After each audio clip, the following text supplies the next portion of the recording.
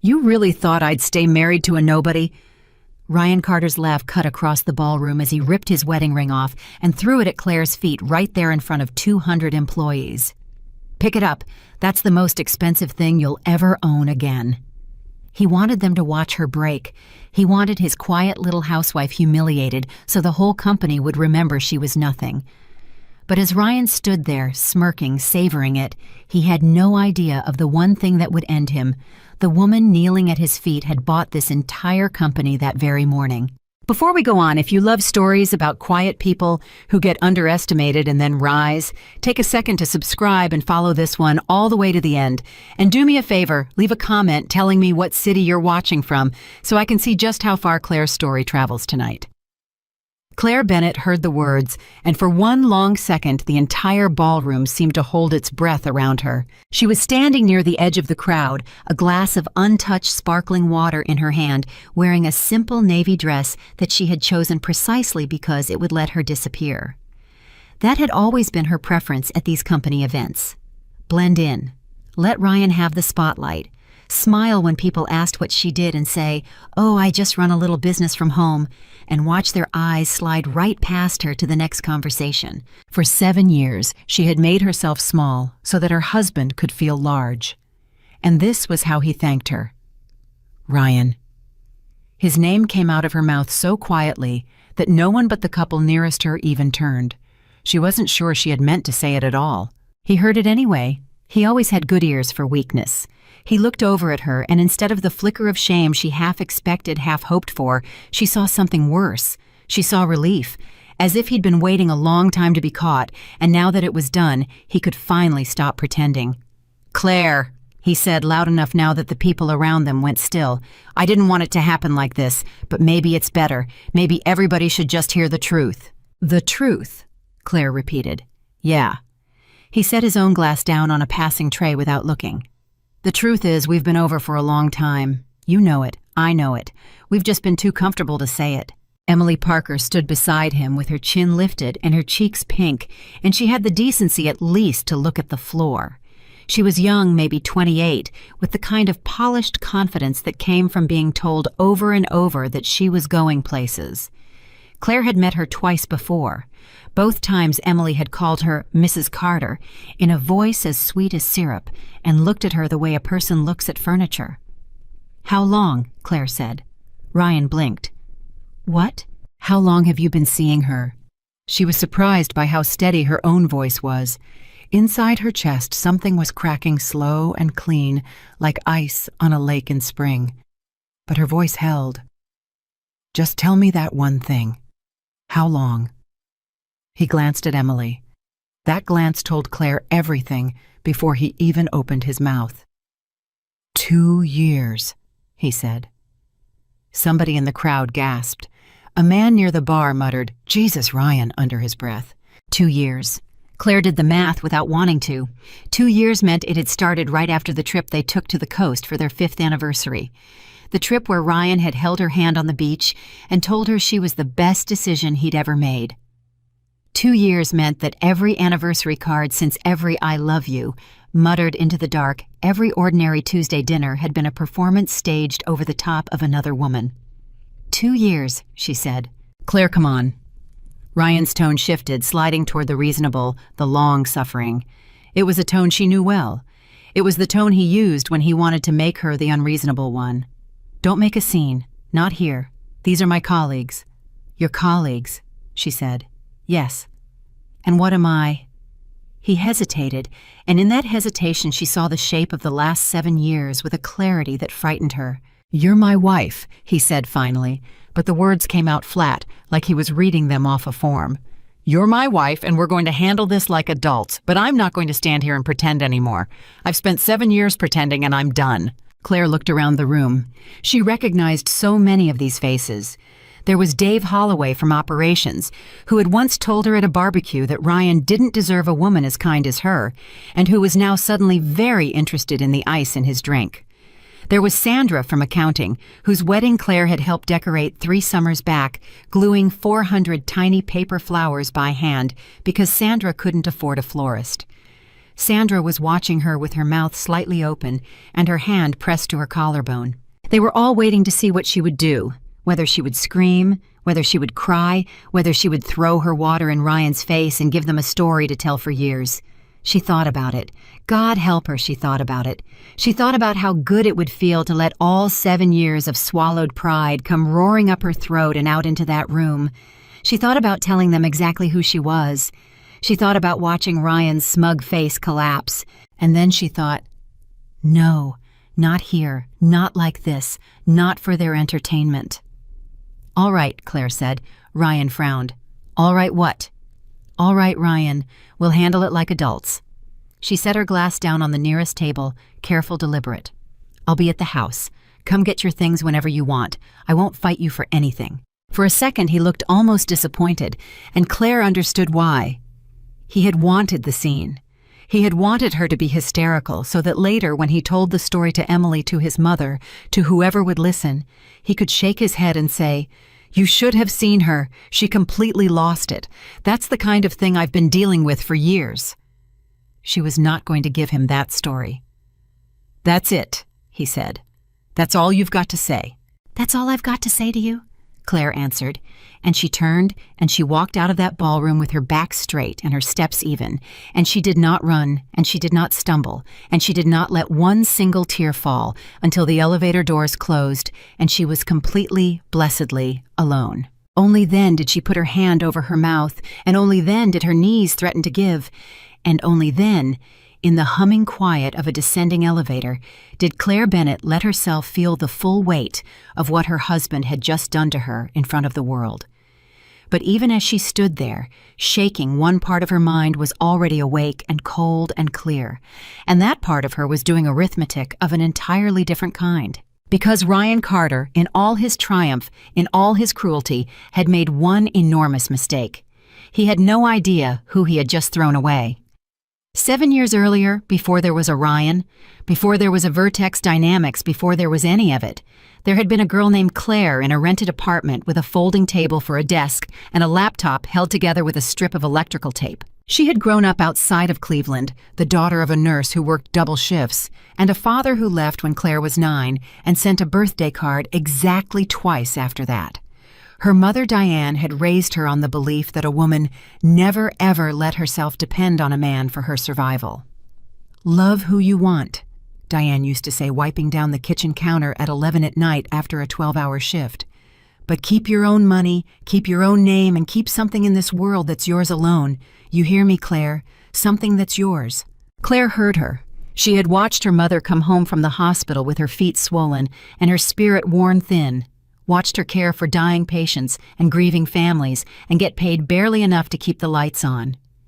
And Claire had thought over and over, there has to be a better way to do this. There has to be a way to take care of people that doesn't grind the caretakers into dust. That thought became a question, and the question became an obsession, and the obsession became, after years, a piece of software. It started small, a simple program that helped home health aides track medication schedules for elderly patients. Claire built the first version herself, teaching herself to code from library books and free online courses, working nights while she waitressed during the day. She showed it to a few of her mother's nurse friends, and they started using it, and they told other people, and those people told other people. Within 2 years, it wasn't a program anymore. It was a platform. It connected home caregivers, doctors, pharmacies, and families all in one place in a way that had simply never existed before. She called it Meridian Care. There were investors who laughed her out of the room. "Sweetheart," one of them actually said to her, "healthcare software built by a waitress from Cleveland. Come on." There were nights she sat on the floor of her apartment and cried and thought about giving up and going back to school for something sensible.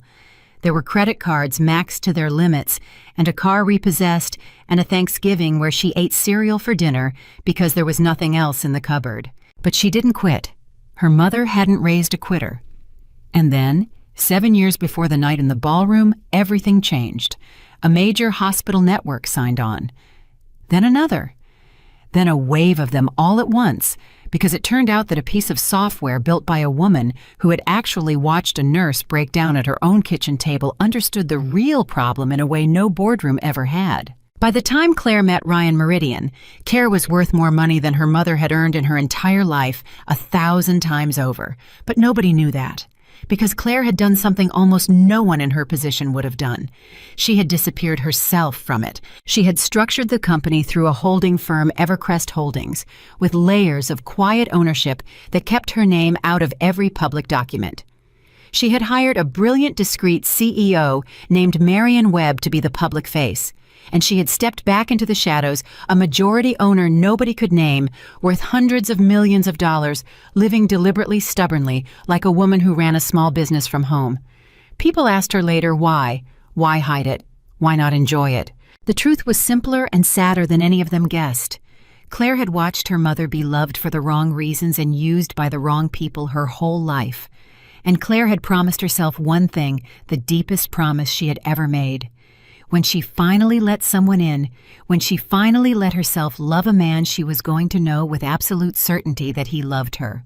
Not her money, not her success, not her empire. Her. So when she met Ryan Carter at a coffee shop when he spilled his drink, reaching for a napkin and turned bright red and apologized 6 times and then made her laugh so hard she snorted, she made a decision. She would be Claire Bennett, the woman who ran a little online business from home. Nothing more. She would let this good, funny, ordinary man love a good, funny, ordinary woman, and she would find out who he really was before she ever told him who she really was. She had gotten her answer. It had just taken 7 years and a company celebration, and the words, "the only person who's ever really understood me," to finally arrive.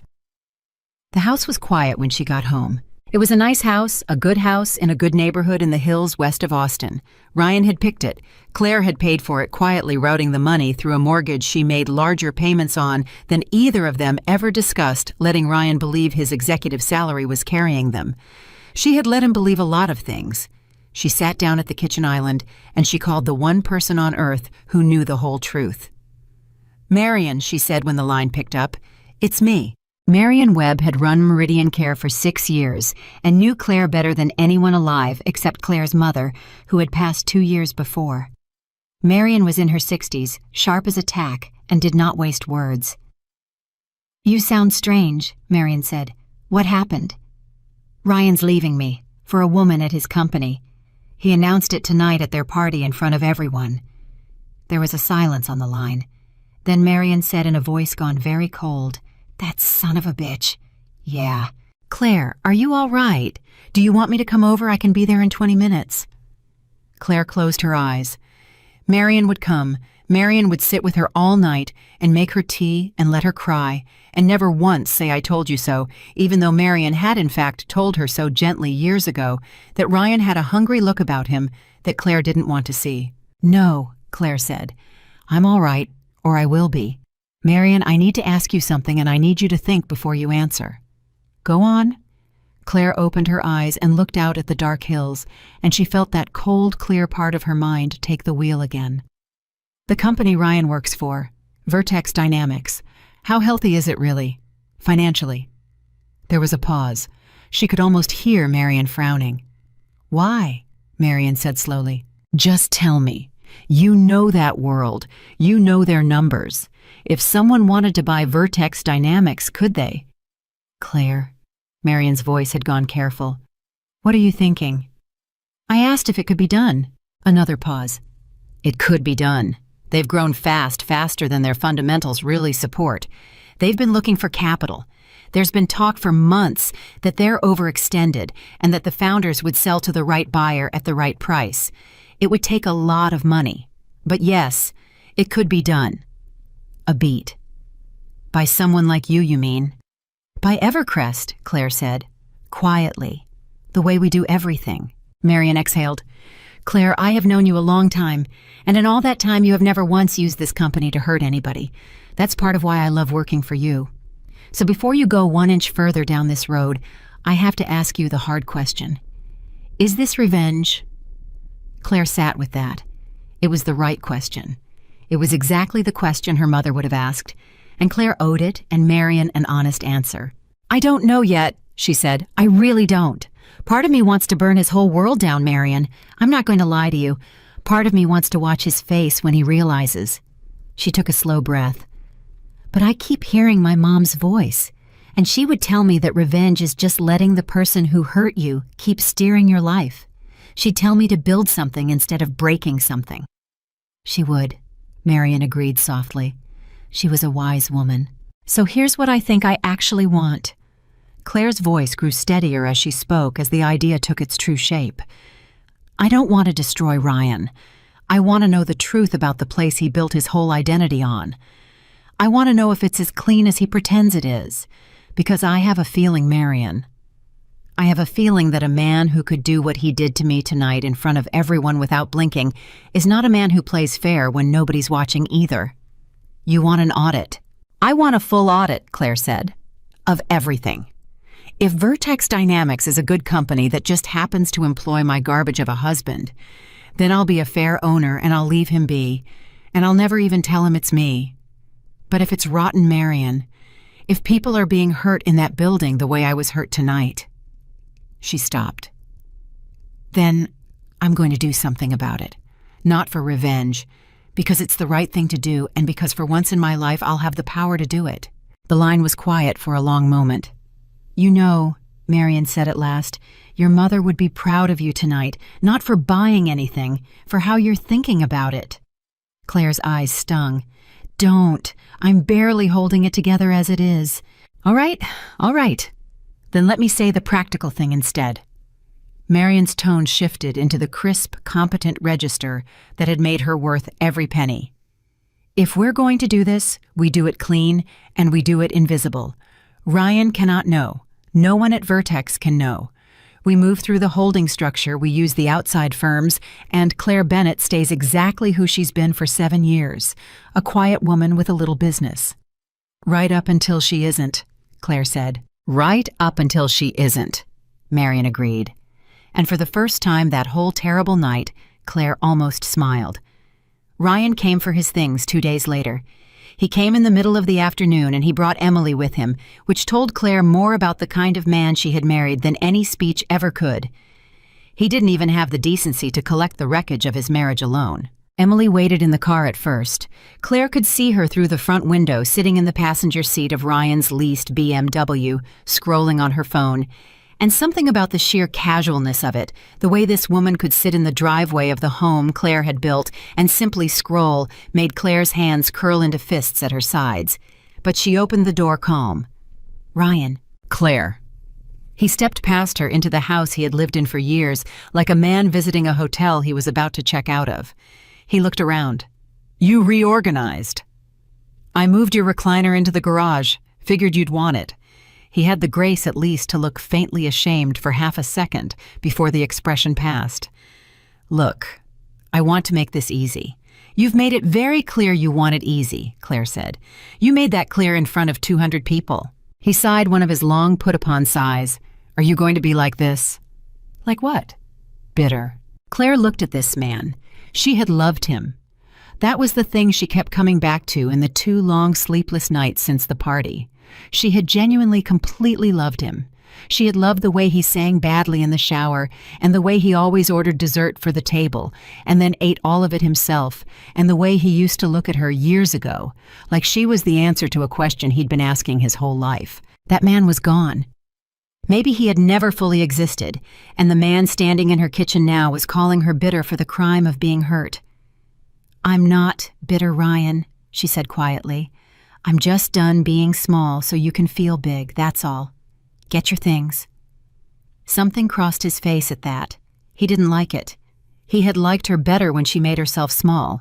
He just hadn't known how much he'd relied on it. He and Emily boxed up his belongings over the next hour, and Claire sat at the kitchen island and let them, and she did not lift one finger to help. At one point, Emily came into the kitchen looking for tape, and the 2 women stood alone together for the first time. Mrs. Carter, Emily started. It's Ms. Bennett, Claire said. It was always Ms. Bennett. I never took his name. Emily blinked. She hadn't known that. It was such a small thing, but Claire watched it land, watched the younger woman recalculate something, and Claire thought, you don't know him at all. You think you won a prize. You don't even know he's the kind of man who'd want his wife to give up her own name.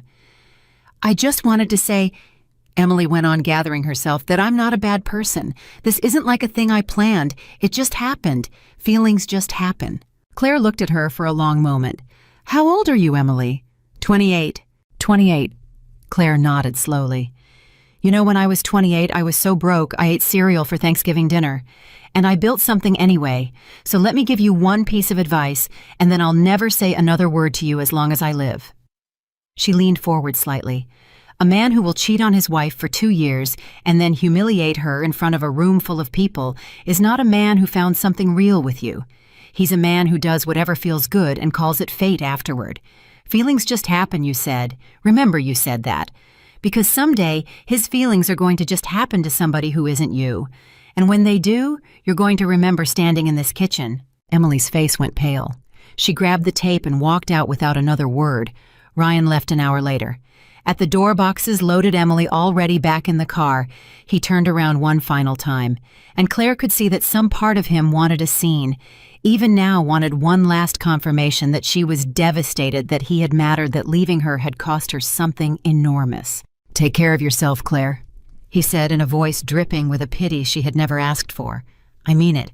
I know things are going to be hard for you now, financially and, everything. But you'll figure it out. You always were a survivor, in your own small way. In your own small way. Claire held the door. You too, Ryan, she said pleasantly. Take care of yourself. I really do hope things go well for you at work. He didn't catch it. He didn't catch a thing. He smiled, satisfied, a man who believed he had traded up and left a broken woman behind in the wreckage of a marriage she'd never understood, and he walked out to his leased car and his young girlfriend and drove off into the life he thought he was building.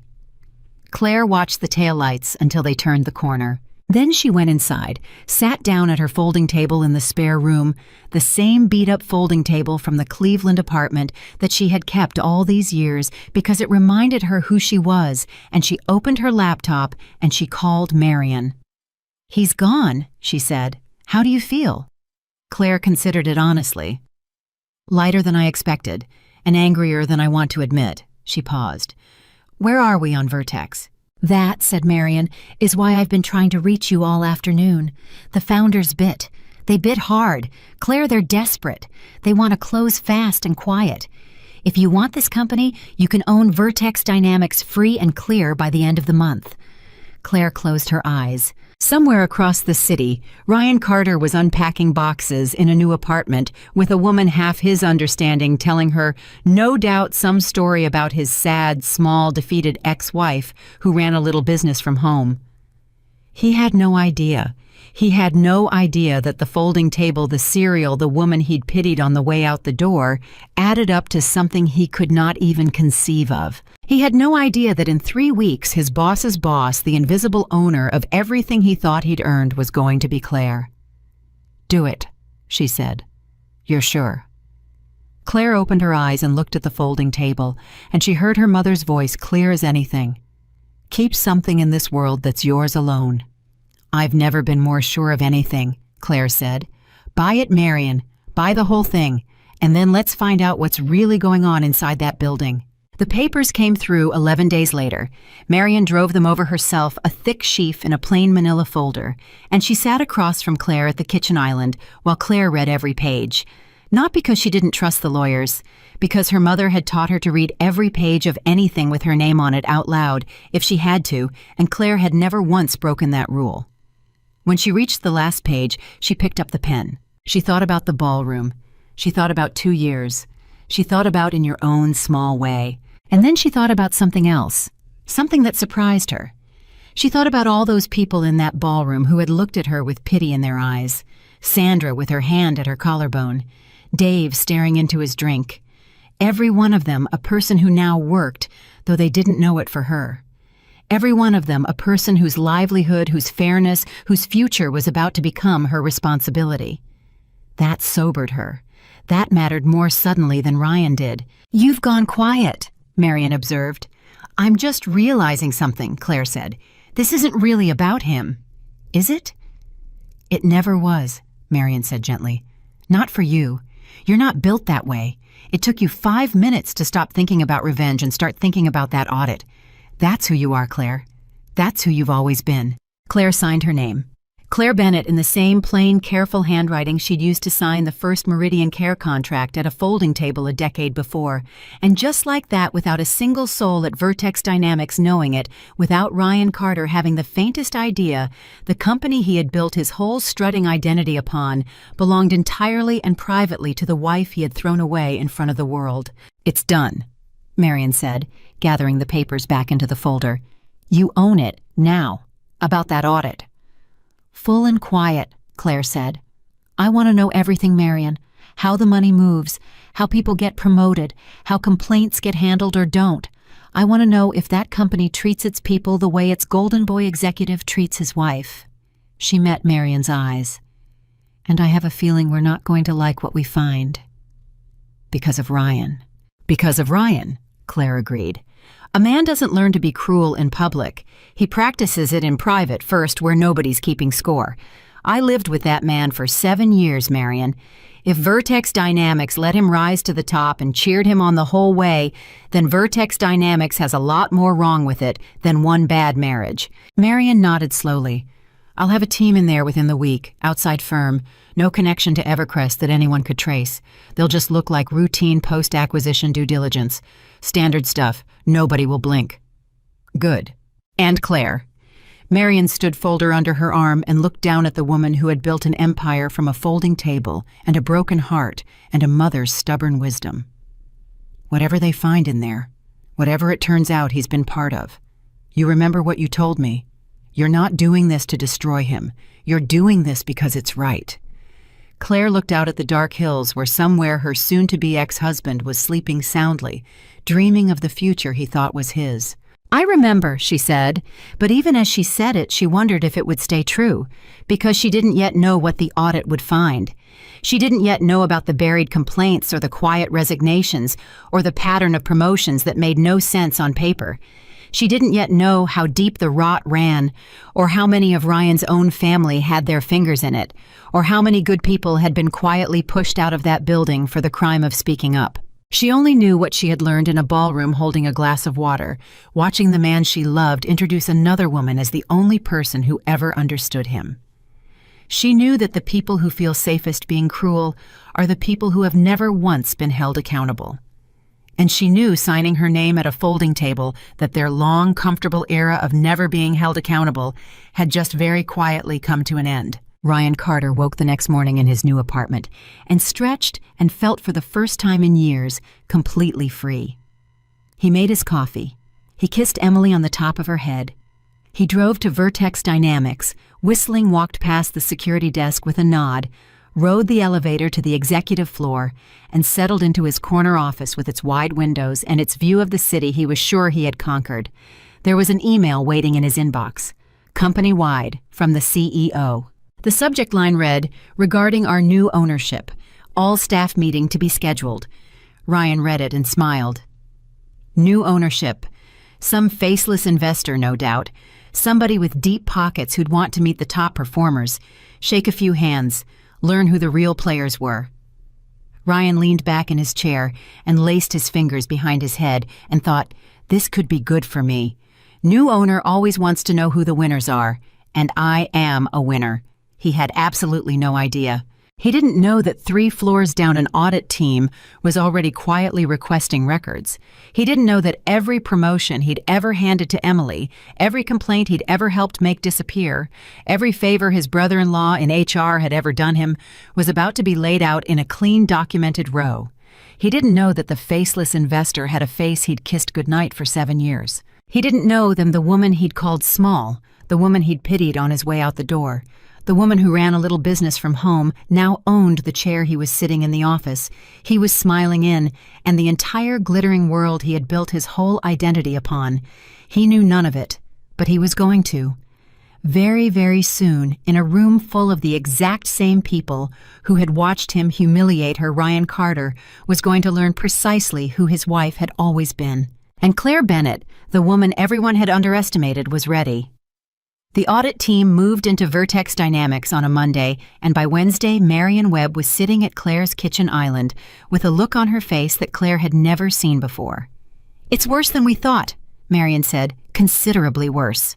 Claire poured 2 cups of coffee and slid one across the counter. She had learned in the 11 days since she'd signed her name and become the invisible owner of her husband's entire world to brace herself for these conversations. But something in Marion's voice made her set the coffee pot down and give the older woman her full attention. "Tell me." Marion opened a folder. She didn't hand it over. She just laid it flat on the counter and pressed her palm on top of it as if she needed a second before she let Claire see. "Do you remember," Marion said, "how you told me a man doesn't learn to be cruel in public, that he practices in private first?" "I remember. You were right, but you underestimated how much practice he'd had." Marion slid the folder across. "Ryan Carter isn't just a man who cheated on his wife Claire. He's the center of a spider web, and the more we pull on the threads, the more of that company comes with it." Claire opened the folder. The first page was a promotion history, Emily Parker's promotion history specifically. In 3 years at Vertex Dynamics, Emily had been promoted 4 times. 4. She had come in as a junior coordinator and was now a director of strategic partnerships, a title that hadn't even existed until it was created for her. Each promotion was signed off by a different manager, which on paper looked like broad support. But Marion had circled the names in red, and every single one of those managers reported directly or indirectly to Ryan. "He didn't sign a single one himself," Claire said slowly. "Of course he didn't. He's not stupid. He had other people sign them." Marion tapped the page. "But look at the dates. Every one of Emily's promotions came within 30 days of Ryan being handed a bonus, a budget increase, or a new hire he requested. It's a pattern, Claire. He was trading.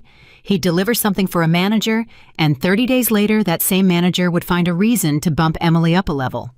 Claire stared at the page. Something cold was settling in her stomach. "Marion, who signs off on Ryan's compensation?" Marion's mouth tightened.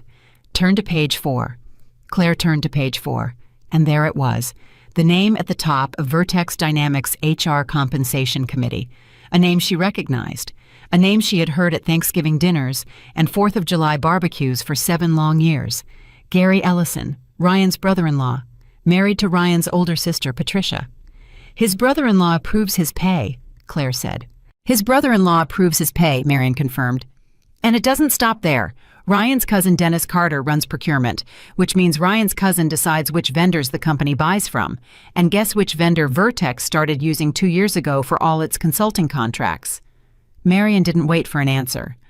"A firm registered to a P.O. box in Round Rock. When our people traced the ownership, it came back to a shell company. And the shell company's sole member is a woman named Patricia Ellison." Claire looked up. "Ryan's sister." "Ryan's sister has been billing Vertex Dynamics for consulting services she does not appear to actually provide, $400,000 over 2 years. Marion sat back. "Claire, they've been treating that company like a family bank account, and Ryan is right in the middle of it." For a long moment, Claire said nothing. She looked down at the folder, at the neat red circles, at the paper trail of a man she had shared a bed with for 7 years, and she felt something she hadn't expected to feel. Not triumph. Not even anger exactly, grief. Because there was a version of this story, a version she had believed for a long time, where Ryan was just a good man who'd grown arrogant, a decent husband, who'd made a terrible, selfish mistake. That version was gone now. That version had never existed. The man in this folder wasn't a good man who did a bad thing. He was a man who had been quietly rotting a company from the inside for years, protected by his family, cheered on by a culture that never once made him answer for anything. And the whole time he had come home to her and called her small. "Claire," Marion said gently, "you've gone somewhere." "I'm here." Claire closed the folder. "I'm just realizing that I never knew him at all. 7 years, Marion, and I was married to a stranger." "You were married to the man he showed you. That's not the same thing as knowing him." Marion reached across and put her hand over Claire's. "But listen to me. This is exactly why you did this. If you hadn't bought this company, none of this ever comes to light. Those vendors keep getting paid. Emily keeps getting promoted over people who actually earn it. And every honest person in that building keeps getting steamrolled by a family that thinks the rules are for other people. You didn't cause this rot, Claire. You uncovered it." Claire nodded slowly, but even as she did, another thought was rising darker and more urgent. "Marion, The honest people. You keep mentioning them, the ones who got steamrolled. She leaned forward. How many? And where are they now? Marion's expression changed. She pulled a second folder from her bag thinner than the first, and this one she did hand over immediately. That, she said, is the part I actually wanted to talk to you about. Because those numbers, the money, the nepotism, that's ugly. But it's the kind of ugly a company can survive. This. She nodded at the thin folder. This is the part that made me lose sleep. Claire opened it. Inside were exit interviews, a stack of them, resignation letters, HR notes, and a spreadsheet of departures over the past 3 years, and Marion had highlighted a cluster of them in yellow. 11 people, Marion said. In 3 years, 11 people left Ryan's division. That's not unusual on its own people leave, but look at why they left. Look at what they said on their way out, Claire read. The first exit interview was from a woman named Sandra Kim. Claire's breath caught. Sandra. The Sandra whose wedding she decorated with 400 paper flowers. The Sandra who'd stood at the ballroom with her hand pressed to her collarbone. Except this wasn't that Sandra. This was a different Sandra Kim, a project manager who'd worked under Ryan and left 18 months ago. Her exit interview was 3 pages long. In it, she described raising concerns about the consulting contracts. She described being told to mind her own department. She described being passed over for a promotion she was clearly qualified for and watching it go instead to someone with half her experience and a personal relationship with leadership. She hadn't named Emily. She hadn't had to. And at the bottom of her exit interview in the HR representative's handwriting was a single note. Employee is disgruntled. No action required. No action required, Claire read aloud. Read the next one, Marion said quietly. The next one was a man named Marcus Webb, no relation to Marion, a senior analyst who'd flagged the vendor irregularities in an email to HR. His exit interview noted that he'd been difficult to work with and had communication issues with leadership. He'd left with a severance package that Marion pointed out was unusually generous for someone who'd only been at the company 2 years. They paid him to leave quietly, Claire said. They paid several of them to leave quietly. It's all here. The pattern's the same every time. Someone raises a concern. They get labeled a problem. They get passed over, frozen out, or bought off. And then they leave, and the HR file says no action required, and the machine keeps running. Marion's voice was tight now, and Claire understood why. Marion had spent 6 years running Meridian Care with a fierce, uncompromising fairness because she'd seen what the other kind of company did to people. These are real human beings, Claire. Every one of these files is a person who did the right thing and got punished for it. And the man at the center of all of it is the man who stood up at a party and told 200 people you were dead weight. Claire set the folder down. Her hands, she noticed, were perfectly steady. That cold, clear part of her mind, the part that had done arithmetic in a descending elevator on the worst night of her life, had taken the wheel again. And it was not thinking about Ryan anymore. It was thinking about Sandra Kim and Marcus Webb and 9 other people who had told the truth and paid for it. Marion, she said, I want you to find them. Find who? All of them, the 11. Every person in that folder who left because they did the right thing. Claire stood and walked to the window, and she looked out at the city, where somewhere Ryan Carter was sitting in an office he thought he owned. I want to know where they are. I want to know if they're all right. And when this is over, when we've cleaned that building out, I want them to know they have a standing offer to come back, to a company that will actually protect them this time. Marion was quiet for a moment. You know, she said, most people in your position would be focused entirely on Ryan right now, on the payoff, on watching him fall. I don't care about watching him fall. Claire turned around and there was something new in her face, something that had been forged in the 11 days since the ballroom. I mean, part of me does. I told you I wouldn't lie to you about that, but that's not the point anymore.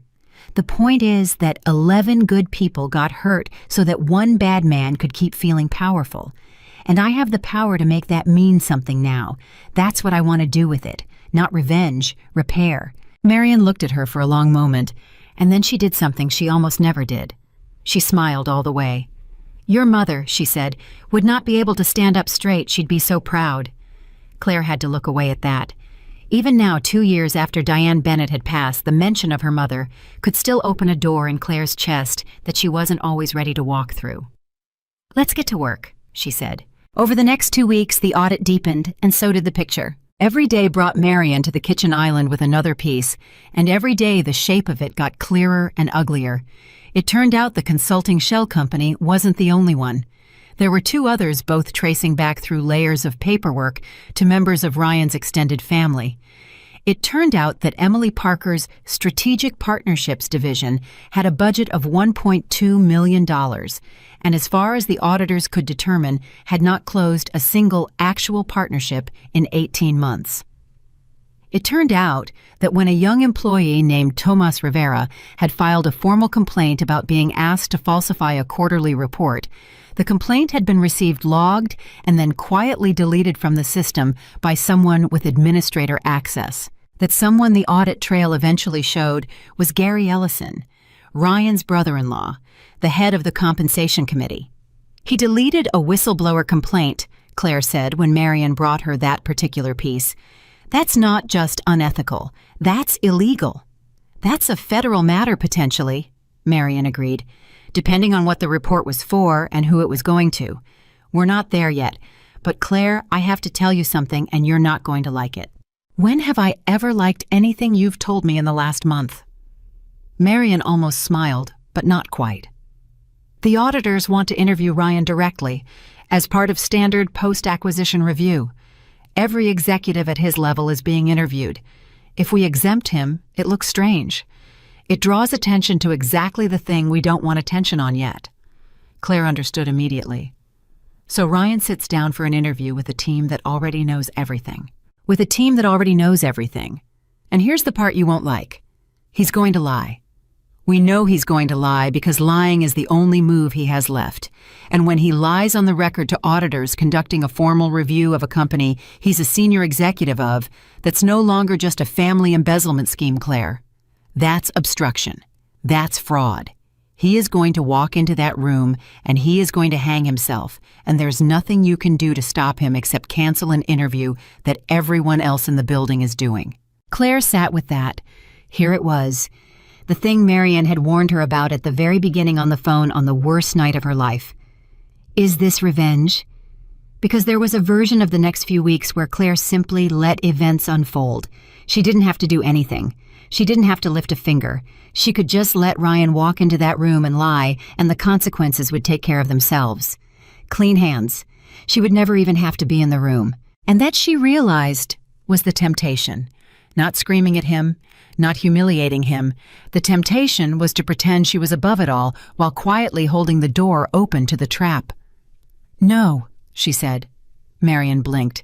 "No, what?" "No, I'm not going to let him walk into an interview blind.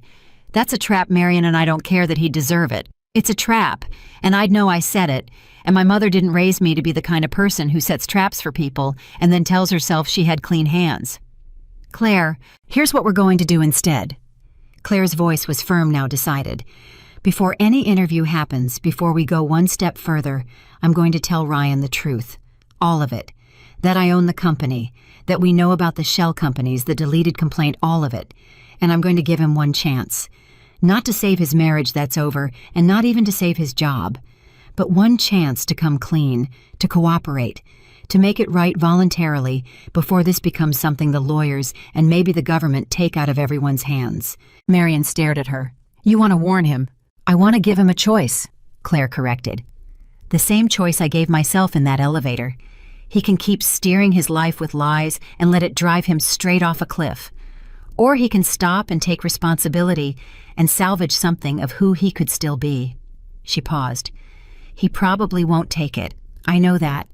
I know him better than anyone alive, and I know his pride won't let him, but I have to offer it. Because if I don't, then I'm not doing this for the right reasons anymore. I'm just doing what he did to me. I'm just being cruel in a nicer outfit." For a long moment, Marion said nothing. Then she closed her folders one by one and stacked them neatly, and she looked at Claire with an expression that was equal parts admiration and worry. "You're a better person than I would be," she said. "I hope he's worth the mercy." "He's not," Claire said. That's not why I'm doing it. I'm doing it because I'm worth it, because I want to be able to look at myself when this is over. She had Marion arrange the meeting for that Friday.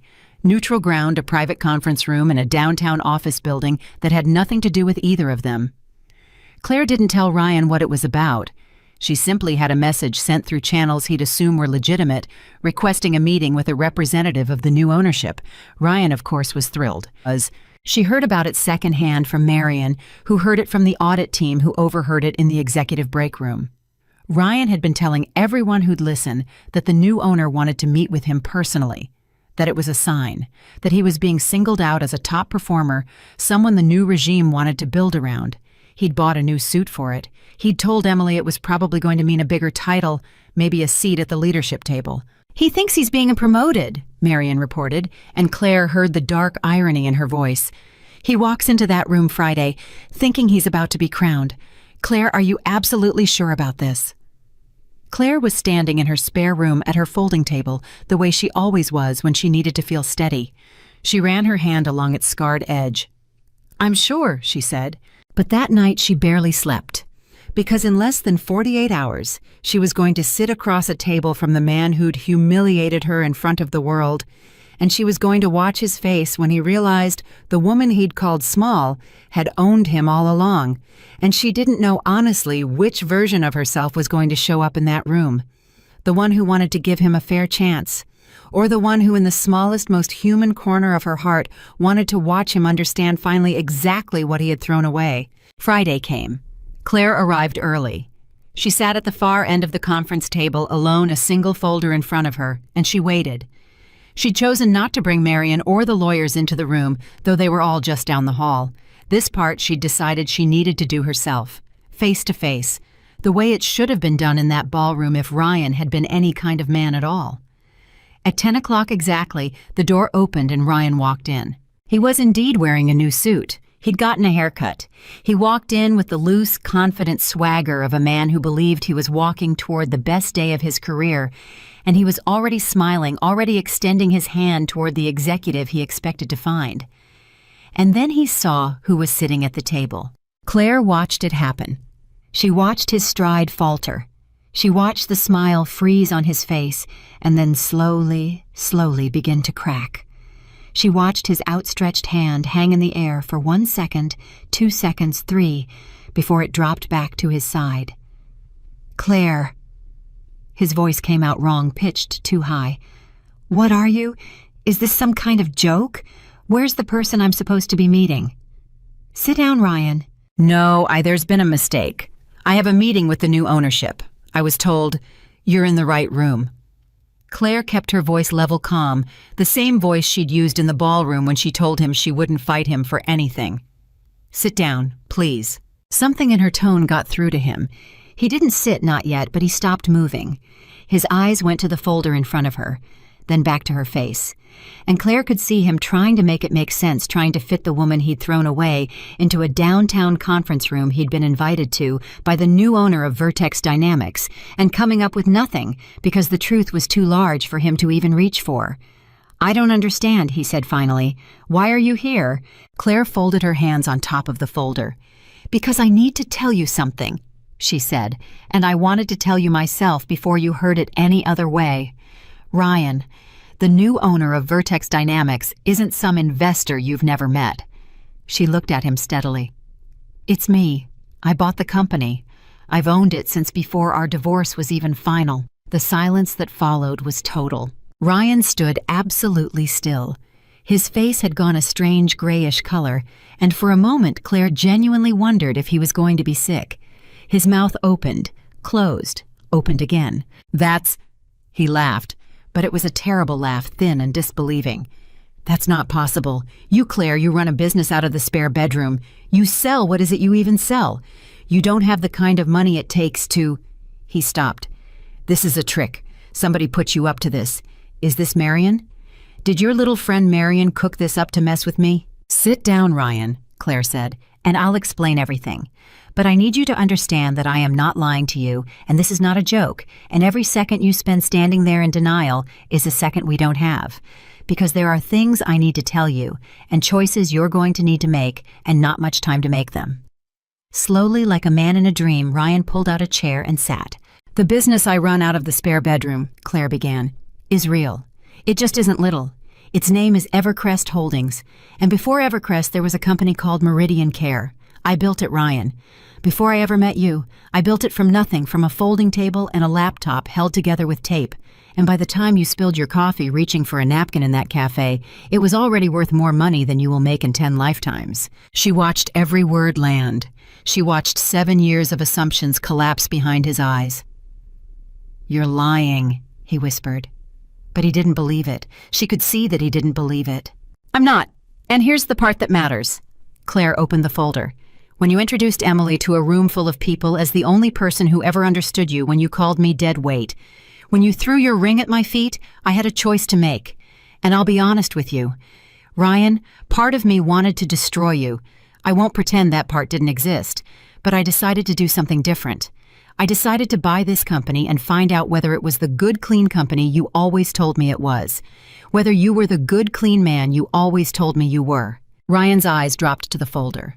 And Claire saw the exact moment that his fear changed shape from the fear of a humiliated ex-husband into something colder and more specific.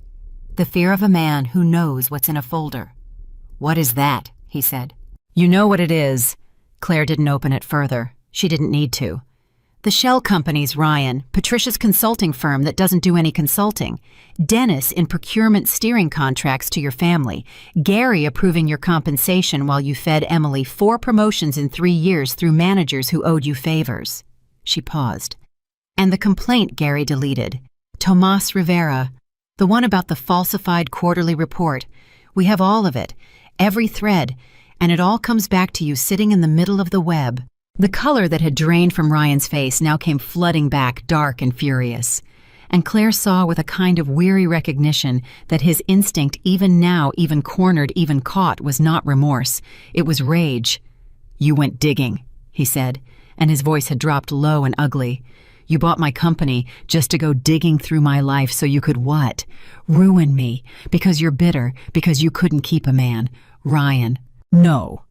He stood up so fast the chair scraped back and nearly tipped. "No, I see exactly what this is.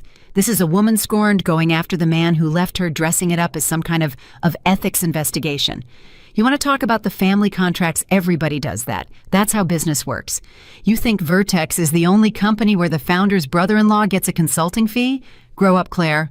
That's not a crime. That's just how the game is played by people who actually play it instead of hiding in a spare bedroom pretending to be poor for 7 years.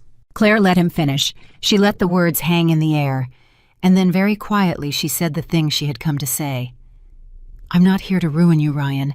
I'm here to give you a choice." He stopped. "The auditors want to interview you next week," Claire continued.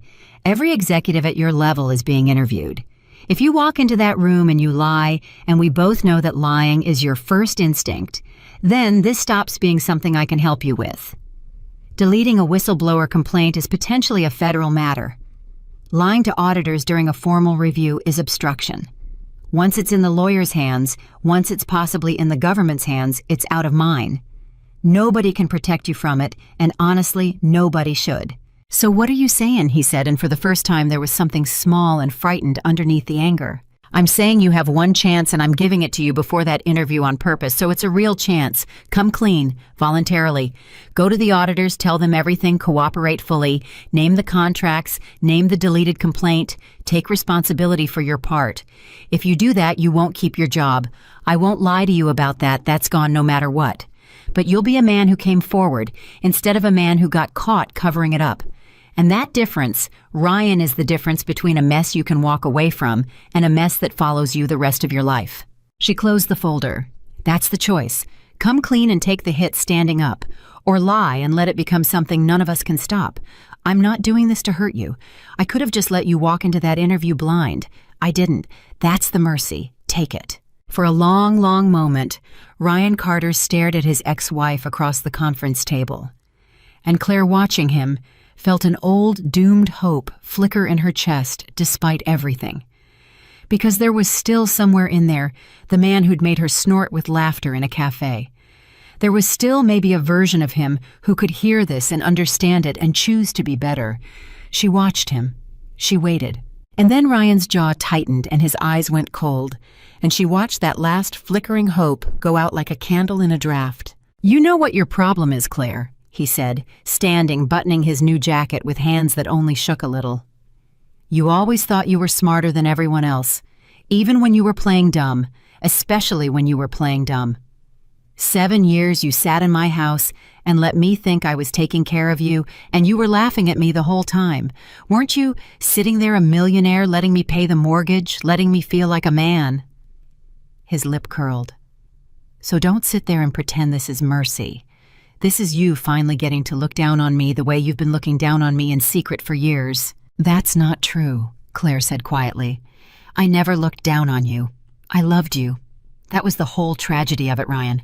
I actually loved you, and you never even bothered to find out who I was." "Save it."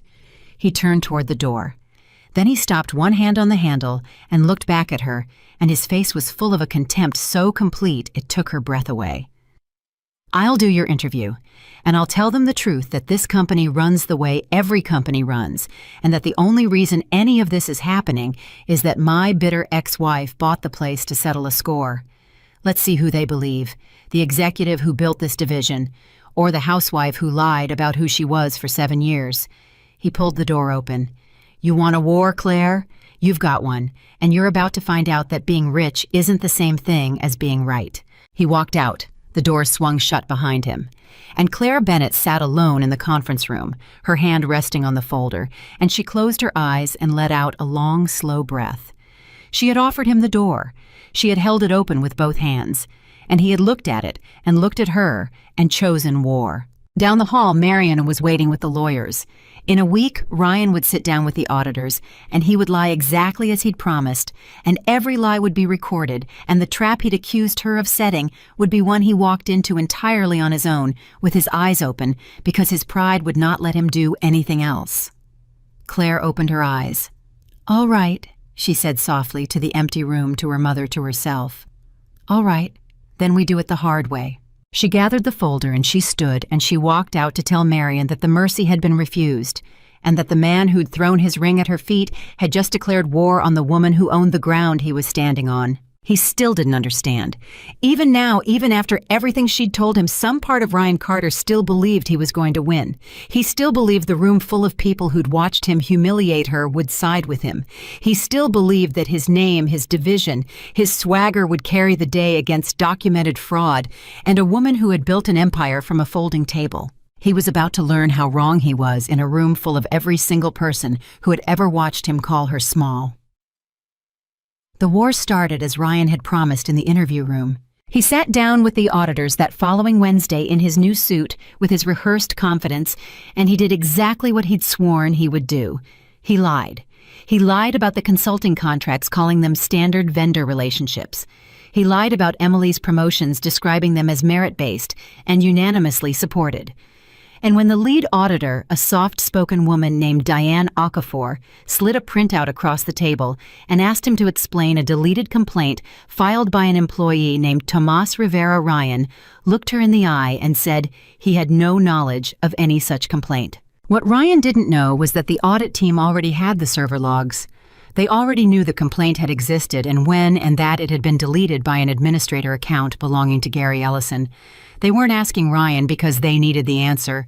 They were asking to see whether he would lie. He did, on the record, in a formal review of a company under new ownership. And when Diane Okafor closed her folder and thanked him for his time, Ryan walked out of that room believing he'd handled it beautifully, that he'd been calm and commanding and utterly convincing, and that his bitter ex-wife's little witch hunt had just collapsed under the weight of his professionalism. He called Emily on his way to the parking garage. Claire heard about it later the way she heard about everything now through the quiet network of the audit team. "It's handled," he told Emily.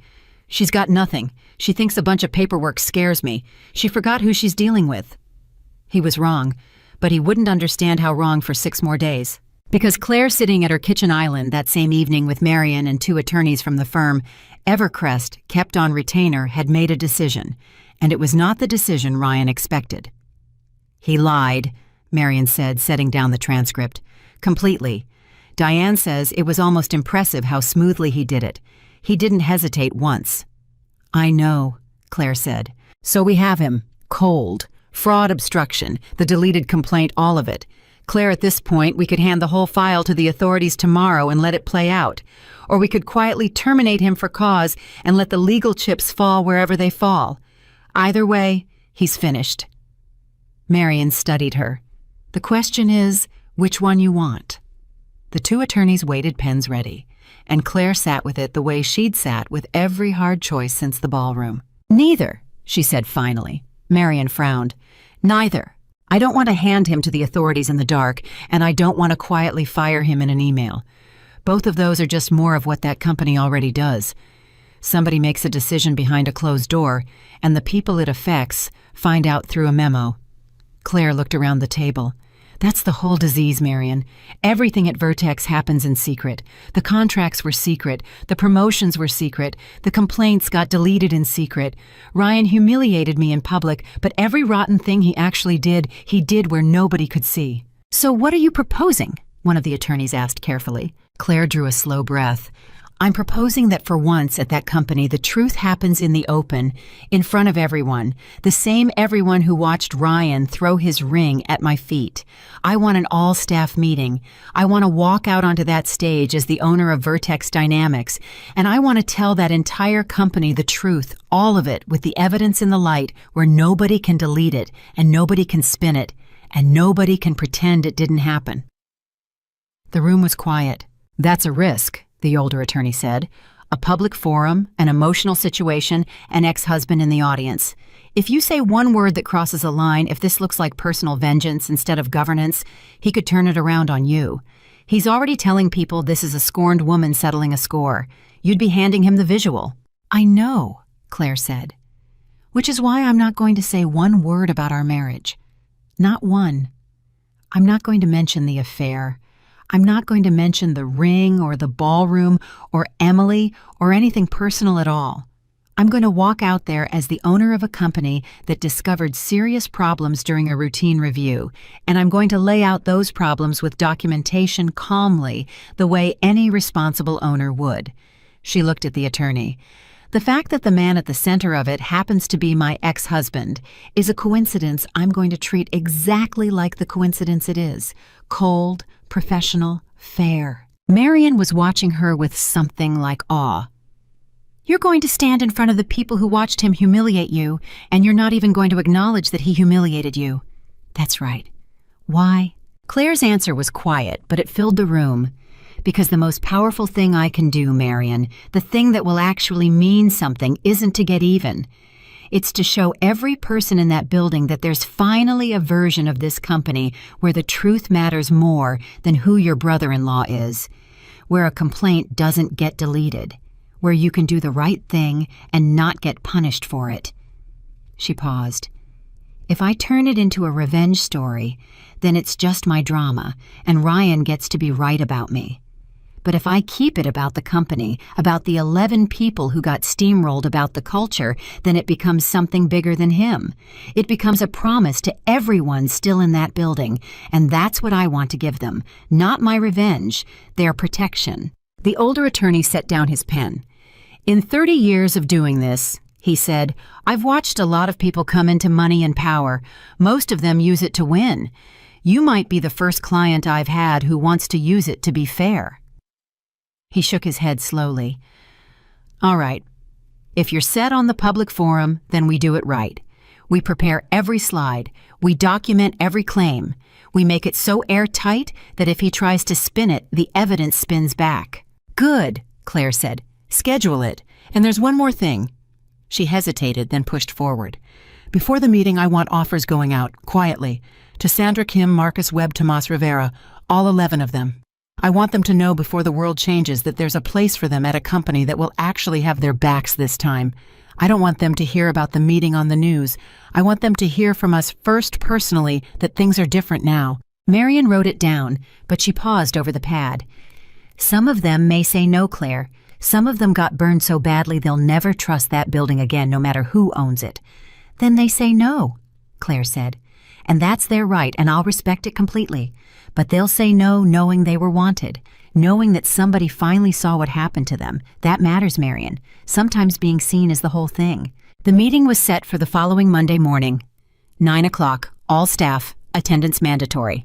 The email went out Thursday afternoon, and it lit the building on fire. Claire heard about the speculation through the audit team the way she heard about everything. Nobody knew what it was about. The email said only that the new owner would be addressing the company in person for the first time and that all employees were expected to attend. Rumors flew. Some people thought there'd be layoffs. Some thought a merger. Some thought bonuses. And Ryan Carter, striding through the halls with his chest out, told anyone who'd listen that he had inside information, that he'd already met with the new ownership, that whatever was coming, he was on the right side of it. He actually said that, Claire asked Marion the night before. Word for word, he's telling people he's about to be elevated, that the new owner recognizes his value. Marion shook her head. Claire, he still doesn't get it. Even after you told him to his face that you own the company. Some part of him has convinced himself that meeting never happened the way it happened. He's rewritten it. In his version, you're bluffing and Monday is his coronation. Claire sat quietly with that for a moment. You know what the strangest part is, Marion? I think a piece of me still hoped even after the conference room that he'd come clean, that over the weekend he'd think about it and call the auditors and do the right thing. She shook her head. He didn't, did he? No. He spent the weekend telling Emily to pick out a bigger apartment. And there it was. The last flicker of the doomed hope Claire had carried for a man who no longer existed, finally quietly extinguished. She was almost grateful for it. It made Monday cleaner. All right, she said. Then Monday it is. She didn't sleep much Sunday night. She sat at the folding table in the spare room, going over her notes one final time, though she knew them cold. And at some point very late, she found herself talking out loud to her mother, the way she still sometimes did. I don't know if I'm doing this right, Mom, she said to the empty room. I keep telling everyone it's not about revenge. And it isn't. I really believe it isn't. But there's a part of me that's going to be standing on that stage tomorrow, looking at the people who watched him treat me like garbage, and that part of me is going to want them to know they were wrong about me. She ran her hand along the scarred edge of the table. Is that revenge, Mom? Or is that just being human? The room, of course, said nothing. But sitting there in the quiet, Claire thought she knew what her mother would have told her. She'd have said Claire Bennett wanting to be seen is not the same as wanting someone else to suffer. You can want the first without wanting the second. Just make sure that when you're up there, you're building something and not breaking something. That's the whole test. Are you building or breaking? Building, Claire said softly. I want to build. And she believed it. She really did. Monday morning came. The company gathered in the largest space Vertex Dynamics had a wide ground floor auditorium they used for product launches and quarterly meetings. Claire arrived through a side entrance 40 minutes early, and she waited in a small room off the stage with Marion and the attorneys, while on the other side of the wall, 300 employees filed in and found their seats and buzzed with speculation. Ryan was out there. Claire knew exactly where he'd be. Near the front in the section where the executive sat wearing his best suit, telling the people around him that he'd known the new owner personally for years. She could picture it perfectly. The easy confidence, the certainty that this morning belonged to him. You ready? Marion asked. Claire smoothed the front of her jacket. It was navy, the same shade as the dress she'd worn to the ballroom, the dress she'd chosen to disappear in. She'd noticed that only after she'd gotten dressed and she'd decided not to change. Let it be navy. Let it be the color she'd worn the last time these people saw her when she was invisible when she was small. Let them see the same woman in the same color and understand what had been standing in front of them the whole time. I'm ready, she said. The CEO of Vertex Dynamics, a man named Robert Chen, who had been kept on through the acquisition and briefed carefully on what was coming, walked out onto the stage first. The room quieted. He thanked everyone for coming. He acknowledged the speculation, the uncertainty, and he asked for their patience. And then he said the words that Claire, waiting behind the wall, had been moving toward for 2 long months. It's my privilege, Robert said, to introduce the new owner of Vertex Dynamics. Please welcome Claire Bennett. There was a smattering of polite applause as Claire stepped out onto the stage, and then section by section she watched the applause die. She watched it die because people were recognizing her. She saw it ripple through the room. She saw Sandra from Accounting the Real One, the one whose wedding she'd decorated, go absolutely rigid in her seat, her hand flying to her mouth. She saw Dave from Operations lean forward, squinting, and then sit back hard as it hit him. She saw the whispers start, saw them spread, saw 300 people, slowly, collectively, realize that the mysterious billionaire who'd bought their company was the quiet housewife they'd watched get humiliated at the holiday party 2 months before. And she saw Ryan. He was exactly where she'd known he'd be, near the front in the executive section. And she watched his face go through every stage she'd known it would. First the confusion as his brain refused the information, then the denial, the small shake of his head, the "this can't be happening." And then finally, as the whispers around him turned into people actually turning in their seats to stare at him, the horror. Pure, undiluted horror, as Ryan Carter understood in front of 300 of his colleagues that everything his ex-wife had told him in that conference room had been true, and that he had spent the weekend telling everyone he was about to be promoted by a woman who was standing on a stage looking directly at him. Claire looked away from him, deliberately. She'd promised herself she would not make this about him, and she began keeping that promise in the very first second by refusing to let her eyes linger on his face. She stepped to the podium. "Good morning," she said. "My name is Claire Bennett. I know some of you recognize me, and I know that's a strange thing to process, so let me give you a moment to sit with it, and then let me explain how I come to be standing here." She let the room settle. It took a while. She was patient. "A little over 2 months ago," she continued, "through my investment company, Evercrest Holdings, I purchased Vertex Dynamics. It was a private acquisition. Most of you learned there was new ownership through an email, and until this moment, none of you knew who that owner was. I kept it quiet on purpose, and I want to tell you honestly why. I kept it quiet because I didn't want the fact of new ownership to change how people behaved while we conducted a review. I wanted to see this company as it truly is, not as it performs when it knows it's being watched." She could feel Ryan's eyes on her, hot and furious. She ignored them. "So we conducted a review," Claire said, "a standard post-acquisition audit, the kind any responsible owner conducts. And I'm going to be straight with all of you because I think you deserve straightness, and because I suspect this company hasn't given you very much of it. What that review found was serious, and I'm not going to hide it from you or handle it behind closed doors or send you a memo about it later. I'm going to show you, right now, in the light, because I think you have a right to know what's been happening in the building where you spend your lives." And then Claire Bennett did the thing that no one at Vertex Dynamics had ever done. She told them the truth out loud in front of everyone. She didn't sensationalize it. She didn't raise her voice. She went through it the way you'd walk someone carefully through a difficult diagnosis. She showed them the shell companies, the consulting firm that billed $400,000 for work no one could find evidence of the ownership tracing back through paperwork to family members of a senior executive. She didn't say Ryan's name. She didn't have to. Everyone in that room knew whose brother-in-law ran the compensation committee, whose cousin ran procurement, whose sister owned a consulting company nobody had ever seen do any consulting. She showed them the pattern of promotions, the manufactured division with $1 million budget and no results. And then quietly she showed them the exit interviews. 11 people, so Claire said, left this company over the last 3 years after raising concerns. Concerns about the contracts, concerns about the promotions, concerns in one case about being asked to falsify a quarterly report. Every one of them followed the process. Every one of them filed the complaint or raised it with a manager or put it in writing. And every one of them was labeled a problem, frozen out, passed over, or paid to leave quietly.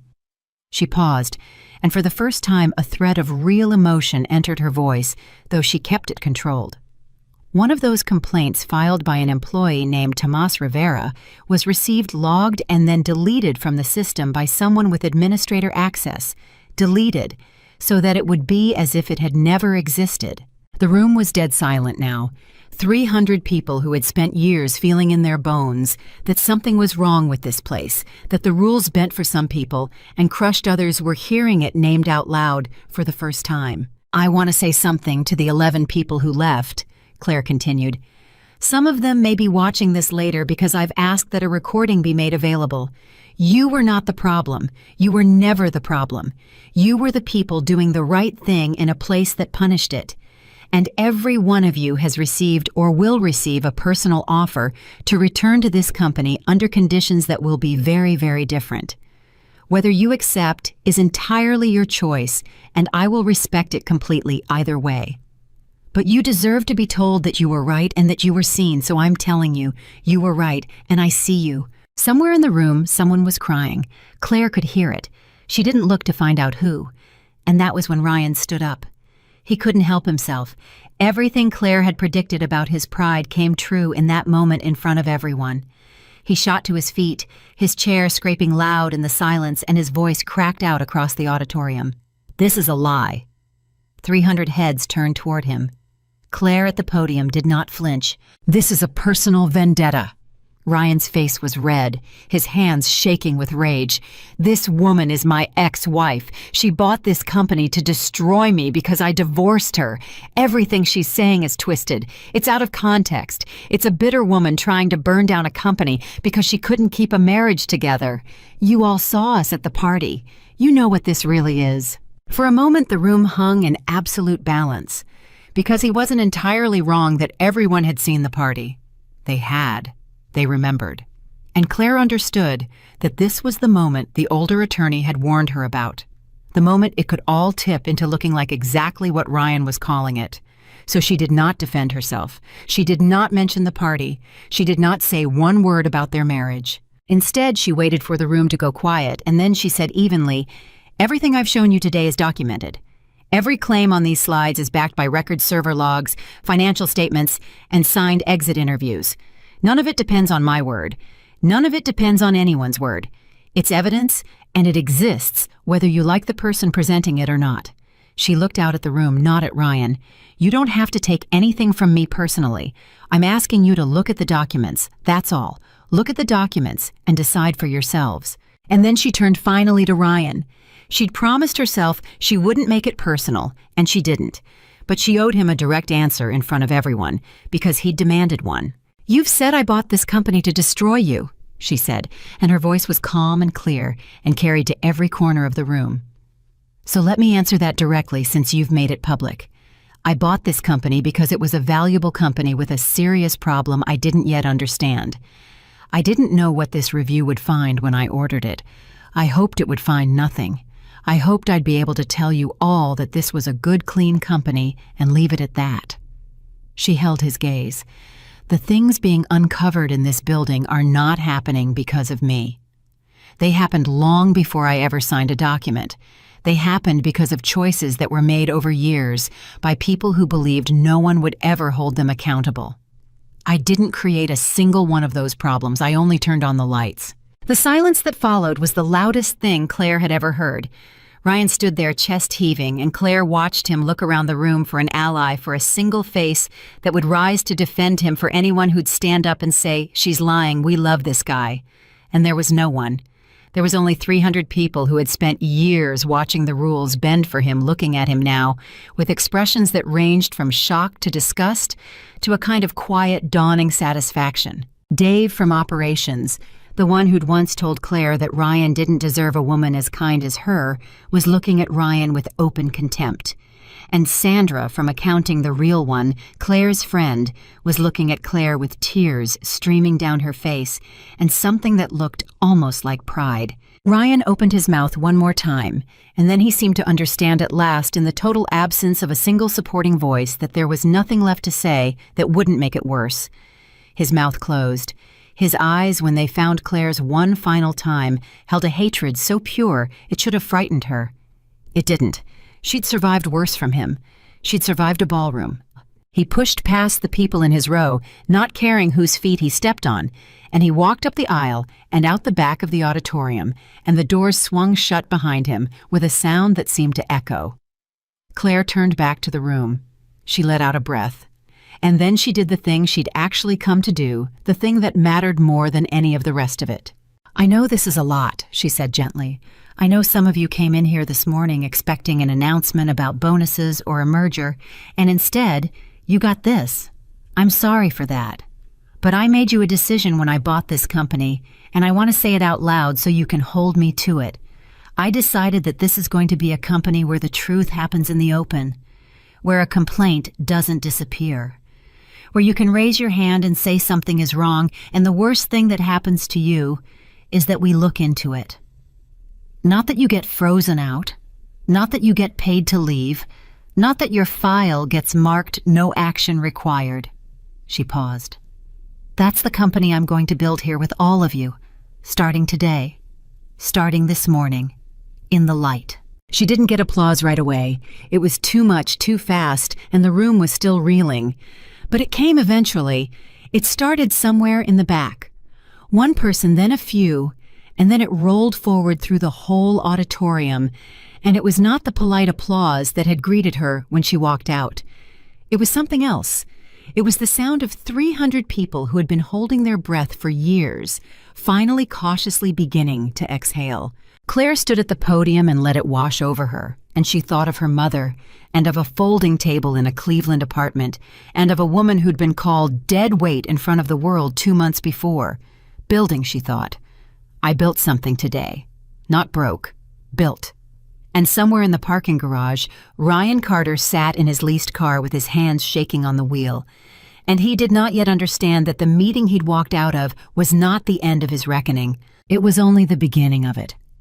The reckoning that began in the parking garage did not stay in the parking garage. By Tuesday morning, the day after the all-staff meeting, Vertex Dynamics was a different building. Claire could feel it, and so could Marion, who'd taken up temporary residence in a corner office to oversee the transition. People walked differently. They talked differently. Years of unspoken knowledge had been spoken out loud in the light, and it turned out that a truth held in common changes the air of a place. But truth spoken is only the beginning. Truth acted upon is the harder thing, and Claire knew it. We start with the investigation, she told Marion that morning, the real one, not the audit that's done. I mean the formal review of every person named in those findings. Due process. Everybody gets it, even the ones we're certain about, especially the ones we're certain about. You want to give Gary Ellison due process? Marion said, the man who deleted a whistleblower complaint. I want to give Gary Ellison exactly the process that Tomas Rivera didn't get, Claire said. That's the whole point, Marion. If I cut corners because I'm angry, then I'm just running the company the way they ran it, only with different favorites. Everybody gets heard. Everybody gets to respond to the evidence. And then decisions get made based on what the evidence shows, not based on who somebody's married to. She paused. That's the difference. That's the only difference that matters. So they did it properly. And doing it properly meant it took time, and the time was its own kind of pressure because during it, the whole company watched to see whether Claire Bennett meant what she'd said on that stage or whether it had just been a performance. Gary Ellison went first. He was called in, shown the server log, shown the deletion timestamp tied to his administrator account, and given every opportunity to explain. He tried. He said he didn't remember. He said maybe someone had used his login. He said the complaint had probably been a duplicate, an accident, nothing. And then when the investigator calmly laid out that the deleted complaint had been about a falsified quarterly report and asked whether Gary understood the seriousness of destroying such a document, something in the man's composure cracked. Claire wasn't in the room. She deliberately kept herself out of the individual proceedings so that no one could later claim she'd steered them. But Marion briefed her afterward. He broke, Marion said. Not dramatically, but he broke. Once he understood we had the logs and he couldn't talk his way out, he stopped pretending. And Claire, he didn't just admit to the deletion. He started talking about all of it. The contracts, the promotions, how it worked, who knew what. Marion shook her head slowly. He was trying to save himself. Classic. The whole family's been protecting each other for years, and the second one of them got cornered. He started handing over the others to cut a better deal. Claire absorbed that. And what he described, does it match what we found? It matches, and it goes further. There were things the audit couldn't see from the outside, verbal agreements, understandings. Gary filled them in. Marion set down her folder. Here's the part you need to hear, Claire. According to Gary, this didn't start with Ryan. Ryan expanded it. Ryan got greedy. Ryan brought Emily into it. But the original arrangement, the sister's consulting firm, the cousin in procurement that predates Ryan's promotion to the executive level, it's older, which means when Ryan rose, he didn't invent the corruption. He inherited it, and then he made it bigger, and he made it personal. That landed strangely on Claire, because for 2 months she'd built her entire understanding around Ryan as the center of the web.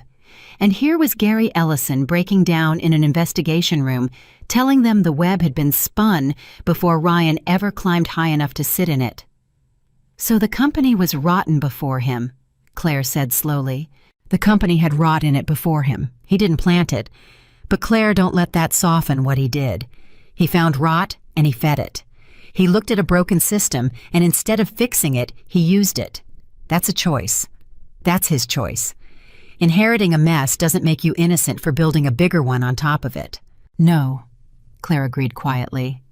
It doesn't. But she filed the knowledge away because it mattered, and it would matter more later when the time came to decide exactly how far the consequences would reach.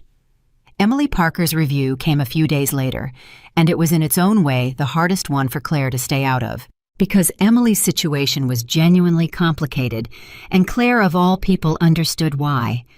Emily had been 25 when it started, a junior coordinator, and a senior executive with power over her entire career had taken an interest in her. Was Emily a knowing participant in a corruption scheme, or was she a young woman who'd been elevated by a powerful man for reasons that had nothing to do with her work and who'd been happy to let it happen? Those were very different things, and they deserved very different responses. I want the investigation to actually answer that question, Claire told Marion. Not assume it. I know what she did to me personally. I was there in that kitchen when she told me feelings just happen.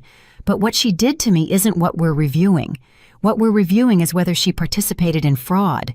And those aren't the same, and I refuse to let my personal feelings collapse them into one thing. Marion looked at her for a long moment. You know that most people would want her gone yesterday, on principle. Most people didn't eat cereal for Thanksgiving when they were 28, Claire said. I remember being young and being at the mercy of powerful people. I'm not going to pretend Emily's an innocent because she's not. She knew Ryan was married. She stood in my house and defended it. But there's a difference between being a bad person in your private life and being a criminal. And the investigation is going to draw that line honestly, or it's not worth anything. What the investigation found was somewhere in the middle, and Claire made herself sit with the discomfort of that. Emily had knowingly accepted promotions she hadn't earned. She'd known her division produced nothing, and had signed off on budgets and reports that papered over it. That was real, and it was serious, and it disqualified her from the position she held.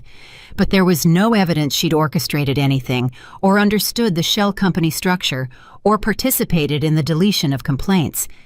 She was in the end a young woman who had ridden a corrupt arrangement upward, with her eyes half closed, taking what was offered, and not asking hard questions about why. She can't stay in that role, Marion said. That's clear. No, she can't, Claire agreed. The Director of Strategic Partnerships job was invented to give her a title. It ends. That division gets dissolved, and its budget goes back into the general fund. She paused. But here's what I want to do, and you're going to think I've lost my mind. I don't want to fire her outright and blacklist her. I want to offer her a demotion. Back to a real role at a real level with real accountability if she wants to actually earn a career here. And if she doesn't want that, if her pride won't let her, then she can leave with a neutral reference that reflects what she actually did competently and nothing more. Marion stared at her. Claire, that woman helped destroy your marriage. My marriage destroyed itself, Marion. Ryan destroyed it. Emily was a symptom. Claire's voice was tired but certain. And I keep thinking about something. If I take a 28-year-old woman and I end her entire career because she got pulled into an older, powerful man's scheme, then I'm doing to her exactly what this company did to the 11 people who got frozen out. I'm using power to crush someone. Just because it's someone I have a personal reason to crush doesn't make it different. It makes it worse because I'd be lying to myself about my motives. The offer went to Emily, and Claire never learned all the details of how it was delivered, but she learned the outcome, and the outcome surprised her. Emily declined the demotion. That part didn't surprise Claire at all, but she didn't decline it with anger. According to the HR representative who handled it, Emily had gone very quiet when the offer was explained, and then she'd asked one question. She'd asked whether it was true that Ryan had done this before, whether there had been someone before her. There hadn't been exactly, not in the same way. But the representative, following Claire's instruction to be honest, had told Emily that Ryan had been married for 7 years while pursuing a 2-year relationship with her, and that a man who could conduct himself that way had shown her something about his character that she might want to think about. Emily had thanked her, and then she'd taken the neutral reference and resigned, and she'd left the building, and as far as Claire ever knew, she never spoke to Ryan again after that day. Because here was the thing that Claire had understood from the very beginning, the thing she'd said in her own kitchen weeks before to a pale young woman looking for tape. When Ryan's status disappeared, so did the entire foundation of what Emily had thought she'd found. Emily had not fallen in love with a man. She'd fallen in love with a corner office and a confident voice and the feeling of being chosen by someone powerful. And when the power evaporated, when Ryan became a man under investigation, who'd been publicly humiliated in front of his whole company by the wife he'd thrown away, there was simply nothing left underneath for Emily to hold on to. She'd wanted a powerful man with a bright future. She'd gotten a disgraced one with a ruined name, and it turned out exactly as Claire had predicted in that kitchen, that the feelings that had just happened could just as easily just stop. The family reckoning came next, and it was the widest part of the whole thing. Patricia Ellison's consulting firm was dissolved, and the $400,000 it had improperly billed became the subject of a recovery action. Dennis Carter, the cousin in procurement, was removed from his position, and the contracts he'd steered were reviewed and, where necessary, canceled. Gary, having cooperated, was still terminated, but his cooperation was noted, and Claire made sure the legal team factored it into how his situation was ultimately resolved, because she'd promised due process, and due process meant that cooperation counted for something, even when the underlying conduct was ugly. The Carter and Ellison families, who had spent years treating Vertex Dynamics as a private bank account they could draw on with impunity, watched their arrangement collapse piece by piece over the course of a single month. And Claire heard through channels about the fury this generated. The phone calls, the accusations, the insistence that she was a vindictive woman tearing a family apart out of spite. "They're saying I'm doing this to hurt them," Claire said to Marion one evening, tired to her bones. "You are hurting them," Marion said gently. "That's just true, Claire. There's no version of holding people accountable that doesn't hurt the people being held accountable. The question isn't whether it hurts. The question is whether it's just. And it's just. Every single action you've taken has been documented, reviewed, and applied by the same standard to everyone. You didn't invent one rule for the Carters. You applied the same rules to them that this company was supposed to apply to everyone all along, and the only reason it feels like an attack is that they've never once had the rules applied to them in their lives." Claire nodded slowly.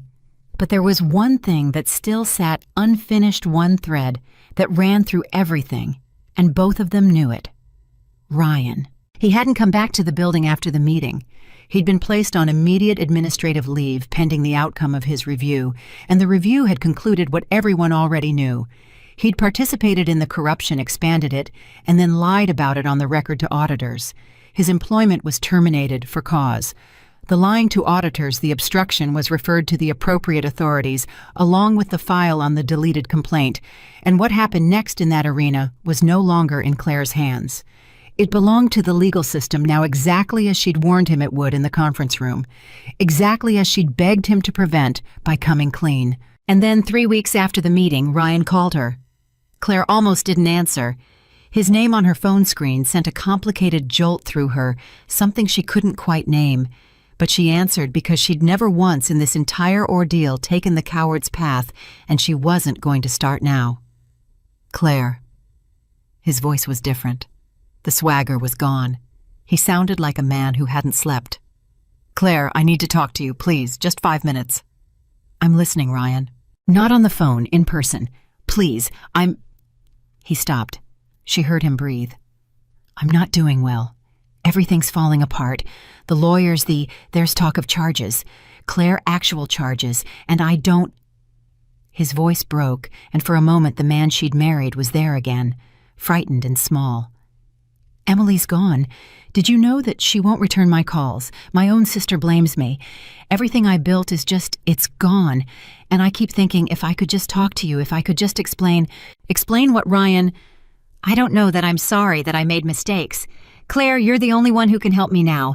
You own the company. You started all this. You could make some of it go away if you wanted to. A word from you and there it was."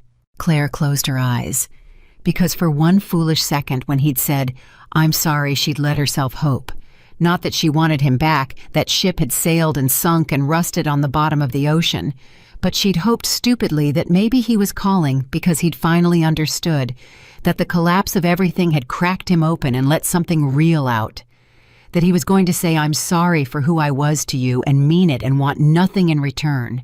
But that wasn't why he was calling. He was calling because he needed something. He was apologizing the way he'd always apologized as a transaction, as a lever to get what he wanted.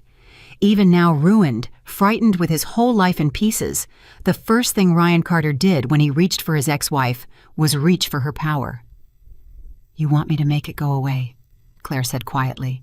You could talk to the lawyers. You could, Claire, please. We were married for 7 years. Doesn't that mean anything? Doesn't that count for something?" "It meant everything to me," Claire said, and her voice was steady and it was sad, and there was no anger left in it at all. "For 7 years, Ryan, it meant everything. I hid who I was because I wanted to be loved for myself, and I let you feel like you were taking care of me because it made you happy, and I supported you, and I believed in you, and I loved you completely. That's what our marriage meant to me." She took a breath. "And when you found out I had money and power, the very first time you've ever asked me for anything real, this is what you ask for. You don't ask me to forgive you. You ask me to fix it. To spend my power protecting you from the consequences of your own choices." "That's not Claire, that's not fair. Let me finish, because I want to be very clear so you never have to wonder." She opened her eyes. "I'm not going to make it go away. I couldn't even if I wanted to because I built this so it wouldn't depend on my whims, and I did that on purpose. But even if I could, I wouldn't. Not because I hate you. I don't hate you, Ryan. I'm too tired to hate you. I won't do it because the 11 people you helped push out of that company didn't have anyone to make their consequences go away. Tomas Rivera didn't have anyone to delete his problems. Sandra Kim didn't have anyone with power step in and fix things for her. They just had to live with what was done to them, and you don't get a rescue they never got just because you happened to be married to me." The line was silent. And then Ryan said in a small, bitter voice, the truest thing he'd said in the entire conversation, "So this is my punishment for leaving you." And Claire understood in that moment that he would never get it, that he was constitutionally incapable of getting it. He'd been given the audit, the conference room, the public meeting, the investigation, weeks and weeks of chances to look at the mountain of documented harm he'd caused and see it for what it was. And after all of it, he still believed in his heart that the only crime he was being punished for was hurting her feelings. "No, Ryan," she said, and she said it gently because there was no point in cruelty and there never had been. "You keep thinking this is about you and me. It isn't. It was never about the divorce. If you had left me kindly, if you'd been honest and decent and just told me the marriage was over, I'd have wished you well and walked away, and you'd have kept your job and your family and your whole life. I didn't buy that company to punish you for leaving me." She paused. "I bought it, and I turned on the lights, and what the lights showed had nothing to do with our marriage. You didn't lose everything because you divorced me. You lost everything because of what you were doing in that building for years in the dark, while I made you dinner and thought you were a good man. The divorce is how I found out who you really were. It's not why any of this happened." She heard him start to cry, really cry, the way she hadn't heard him cry in 7 years of marriage, and part of her, the part that had loved him, ached at the sound of it. But she didn't take it back, and she didn't offer to fix anything. Because some kinds of comfort are just another way of stealing a person's chance to finally face themselves. "I hope you find a way through this, Ryan," she said, and she meant it. "I really do. Not the easy way where somebody with power makes it disappear. The hard way where you actually look at what you did and become someone who wouldn't do it again. I hope you get there someday. But I'm not the road, and I was never going to be. Take care of yourself. and she ended the call. She sat for a long time afterward at the folding table in the spare room, her phone dark in her hand, and she didn't cry, though she'd half expected to.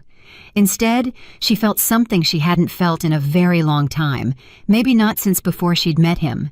She felt clean. She'd offered him mercy in the conference room, and he'd chosen war. She'd offered him truth on the stage, and he'd called it a lie. And now she'd offered him honesty on the phone, the last thing she had to give him, and he'd asked her to make his consequences disappear. 3 chances, 3 doors, each one held open with both hands.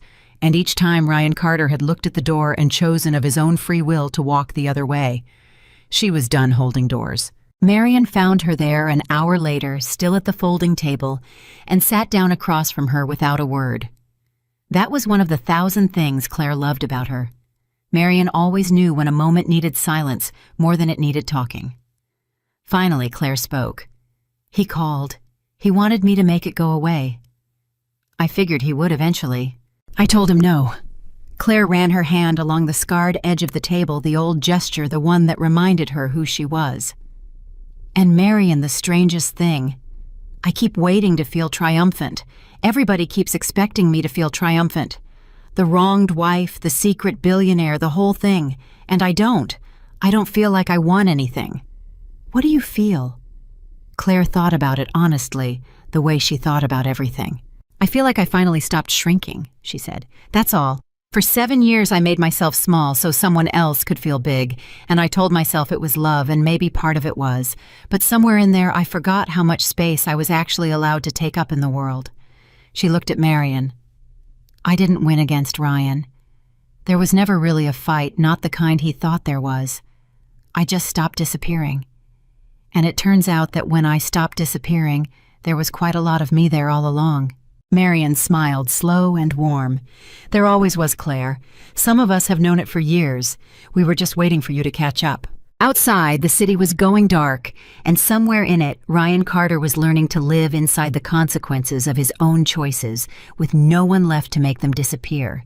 And in a quiet house in the hills, at a folding table that had traveled all the way from a rented apartment in Cleveland, a woman who had been called dead weight in front of the world sat with her oldest friend and felt for the first time in longer than she could remember entirely and completely like herself. The reckoning was nearly finished. But Claire's own story, the one that had almost gotten buried under 7 years of making herself small, was only just beginning to be written in her own hand at her own full size at last.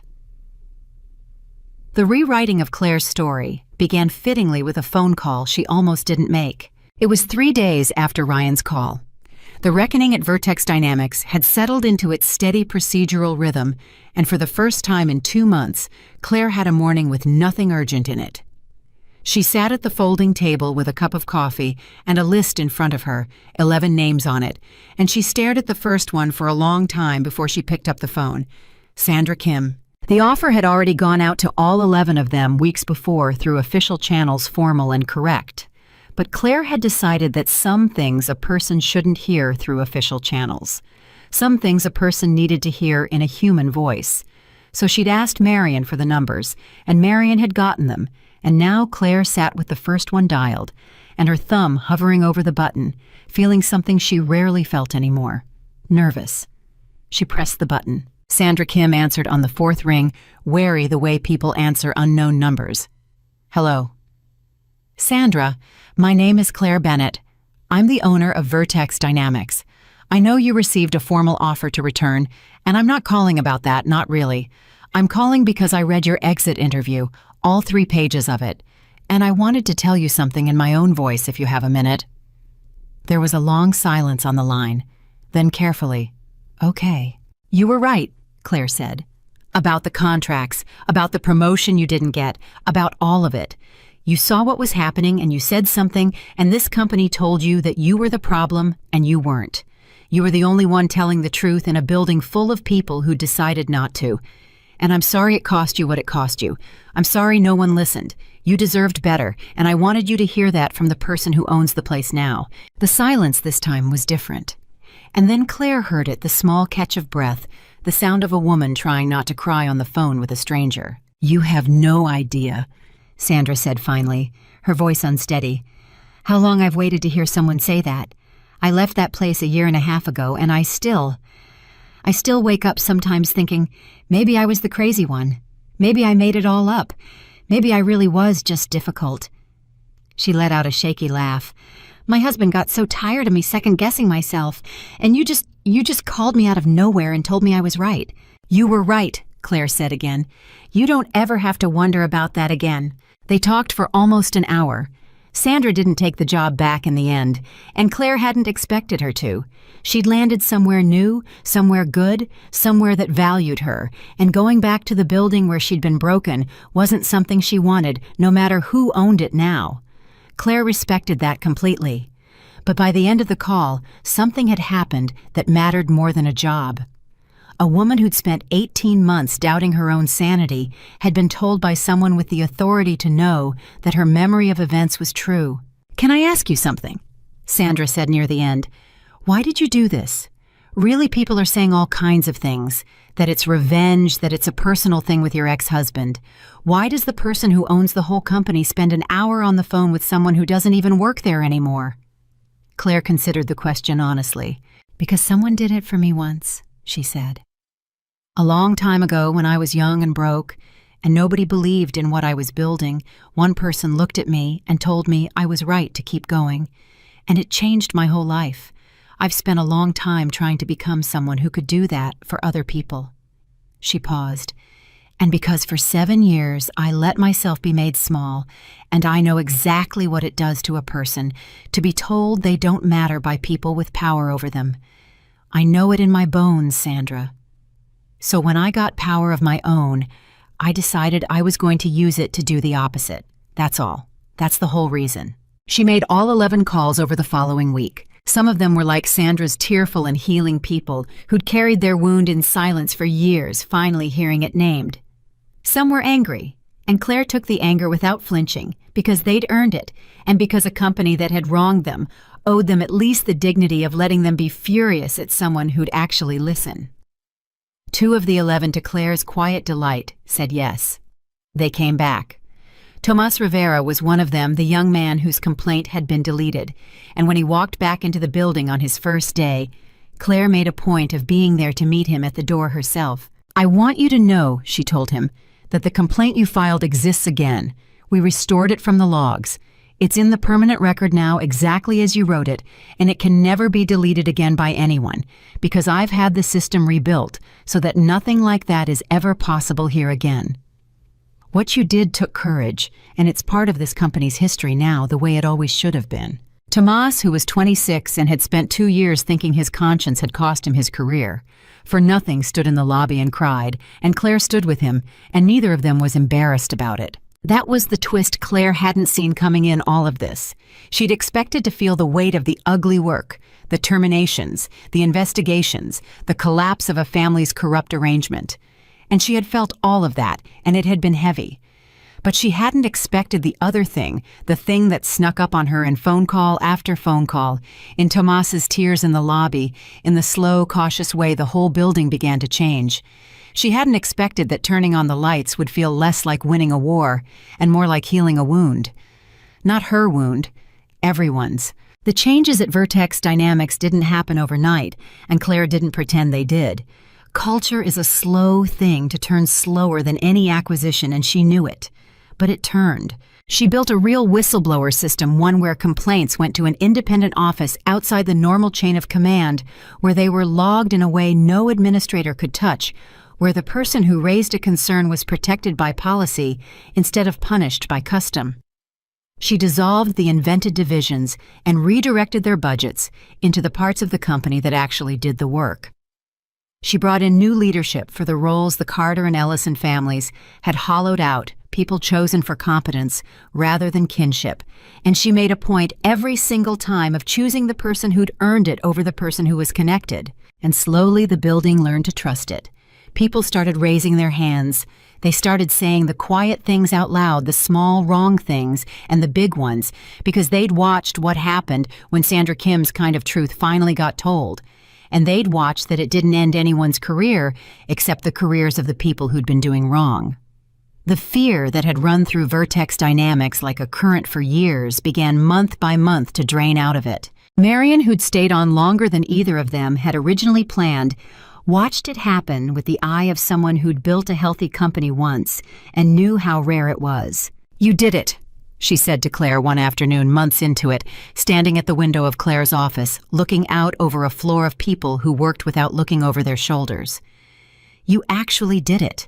You took a rotten company, and you didn't just cut out the rot. You gave it a reason to grow back healthy. Most people can't do the first part. Almost nobody can do the second." "We did it," Claire corrected. "I couldn't have done any of it without you." "You could have," Marion said. "But I'm glad you didn't have to." She turned from the window. "Which brings me to something I need to say, and I've been putting it off." She took a breath. "Claire, it's time for me to step back. Not because anything's wrong, because everything's right. This company doesn't need me anymore, and Meridian Care needs someone paying attention to it again, and I'm getting old, and I'd like to spend some of the years I have left doing a little less and gardening a little more." She smiled. "You built something extraordinary here. Both things, both companies, and it's yours now, all of it in the light with your name on it. You don't need me standing behind you anymore because there's nothing left to hide." Claire felt her throat tighten. Marion had been the one constant through all of it, through Meridian Care, through the marriage, through the terrible night in the ballroom and everything after. The idea of doing any of it without her was almost unimaginable. "You'll still answer the phone when I call," Claire said, and it came out more vulnerable than she'd intended. "Claire Bennett," Marion said, "I will answer the phone when you call me from my deathbed. Don't be ridiculous." And then more gently, "But you're not going to need to call as much as you think. That's the whole point. You're ready. You've been ready for a long time. You just spent 7 years convincing yourself you weren't." They embraced, and it was the embrace of two women who'd built empires together and knew exactly what they were worth. No hiding, no shrinking, no making themselves small for anyone. Word of what had happened at Vertex Dynamics spread eventually the way these stories do. It didn't spread the way Ryan had feared and predicted as the tale of a vindictive ex-wife who'd bought a company to destroy a man. It spread differently because the facts were what they were, and the facts told a different story. It spread as the story of a company that had been quietly rotting from the inside, and the owner who'd turned on the lights and cleaned it out not with rage, but with process, not with revenge, but with fairness. Business journals wrote about the governance overhaul. People in the industry started using Vertex Dynamics as an example of how to handle exactly the kind of entrenched corruption that most companies just buried and hoped no one would notice. And Claire Bennett, who had spent 7 years telling people she ran a little business out of a spare bedroom, stopped hiding. It wasn't a decision she made all at once. It happened the way the changes at Vertex happened slowly, and then all at once. She stopped deflecting when people asked what she did. She stopped shrinking her own accomplishments in conversation. When a business reporter asked to interview her about the turnaround, she said yes, and she sat down and told the truth calmly and completely about who she was and what she'd built and what she believed a company owed the people inside it. "For a long time," she told the reporter, "I thought that hiding my success was a form of integrity. I thought that if I stayed small and quiet, no one could love me or use me for the wrong reasons. And there was some wisdom in that when I was younger. But somewhere along the way, hiding stopped being a shield and started being a cage. I was so afraid of being valued for the wrong reasons that I let myself be treated as if I had no value at all. And that's not humility. That's just fear wearing humility's clothes." The reporter asked her, of course, about Ryan. Everyone always circled back to Ryan, and Claire had thought carefully about how she'd answer that question because she'd known it would come and because she'd promised herself all the way back in that conference room that she would never turn her own story into a story about revenge. "I'm not going to talk about my former marriage," she said. "It's private and it stays private, and the man involved is living with the consequences of his own choices, which is between him and the law. Now, not me. But I'll say one thing because I think it's the only part that actually matters." She paused. "People keep framing this as a story about a woman who got rich and used her money to win. And that's not what happened. I didn't win anything. Money didn't fix my life or heal my heart or teach me my own worth. Money is just a tool. What actually changed my life was the moment I stopped needing someone else's approval to believe I mattered. That moment was free. Anyone can have it. You don't need to buy a company. You just need to stop making yourself small for people who were never going to see you anyway. That line got quoted everywhere. You just need to stop making yourself small for people who were never going to see you anyway. It struck a nerve, because of course it did, because there are a great many people in the world who've spent a great many years disappearing themselves for someone who never bothered to look. And Ryan Carter, wherever he was, surely read it. Claire never knew whether he did. She never heard from him again after that phone call. The legal process ran its course in whatever direction it ran, and she stayed carefully clear of it, and she never once inquired about his outcome because it had stopped being her business the moment she refused to make it disappear. But she thought about him sometimes, not with hatred, and by then, not even with much pain, mostly with a kind of distant, clear-eyed sadness. Because in the end, the tragedy of Ryan wasn't that he'd married a secret billionaire and thrown her away. That was just the plot of it, the part people found dramatic. The real tragedy was simpler and quieter than that. The real tragedy was that Ryan Carter had been handed something genuinely rare, a person who loved him for exactly who he was, with no idea he was worth a fortune, wanting nothing from him, but his honest heart, and he'd never once been curious enough about that gift to find out what it actually was. He'd looked at Claire for 7 years and seen furniture, seen dead weight, seen a small woman standing behind his big life. And he'd missed the whole thing, the entire miracle of being loved by someone who could have had anyone and chose him, chose ordinary, funny coffee, spilling him back when he had nothing to offer but himself. He'd had the one thing money can't buy, and he'd thrown it away because he was too busy being flattered by a company full of people who told him he was important. And by the time he learned what he'd actually lost, it was gone, and it was never coming back, and no amount of apologizing or begging or asking her to fix things could reach back through time and make him the kind of man who'd have deserved it in the first place. That was the whole lesson. Not the money. Never the money. Respect. Claire had said it to him once, weeks before, in words that she knew had stayed with him because she'd meant them to. You didn't lose me because I became successful. You lost me because you stopped respecting me before you knew what I was worth. And that was the truest thing she'd ever said to him, the summary of everything. He hadn't lost her fortune. He'd never had access to that anyway. He'd lost her, the person, the woman, and he'd lost her not on the day he introduced Emily to a room full of people, but years before that, on all the small ordinary days when he'd decided she was less than him and treated her accordingly, and never once suspected that the woman he was diminishing was building an empire in the spare room while he slept. A year passed, then another. Vertex Dynamics became, under Claire's ownership, one of the most admired mid-sized companies in the state. Not the biggest, not the flashiest, but the kind of place people fought to work at, and rarely left the kind of place where a young employee could raise their hand about something that was wrong, and trust that the raising of the hand would be the safest thing they ever did instead of the most dangerous. The 11 names on Claire's list became in her private mind a kind of measuring stick. She never wanted another 11. She never wanted a single one. And under the systems she'd built and the culture she'd grown, there never was another Sandra Kim frozen out for telling the truth, or another Tomas Rivera whose conscience got deleted from a server in the dark. Claire kept the folding table. She could have furnished her office with anything by then. She was one of the wealthiest women in the state, running 2 companies in the open. Her name on the door, no more hiding. But she kept the beat-up folding table from the Cleveland apartment, the one that had traveled with her through every version of her life, and she had it set up in the corner of her office, and she did her most important thinking there, the way she always had. People asked about it sometimes, this scarred, cheap table in the corner of a beautiful office, and she'd tell them the truth.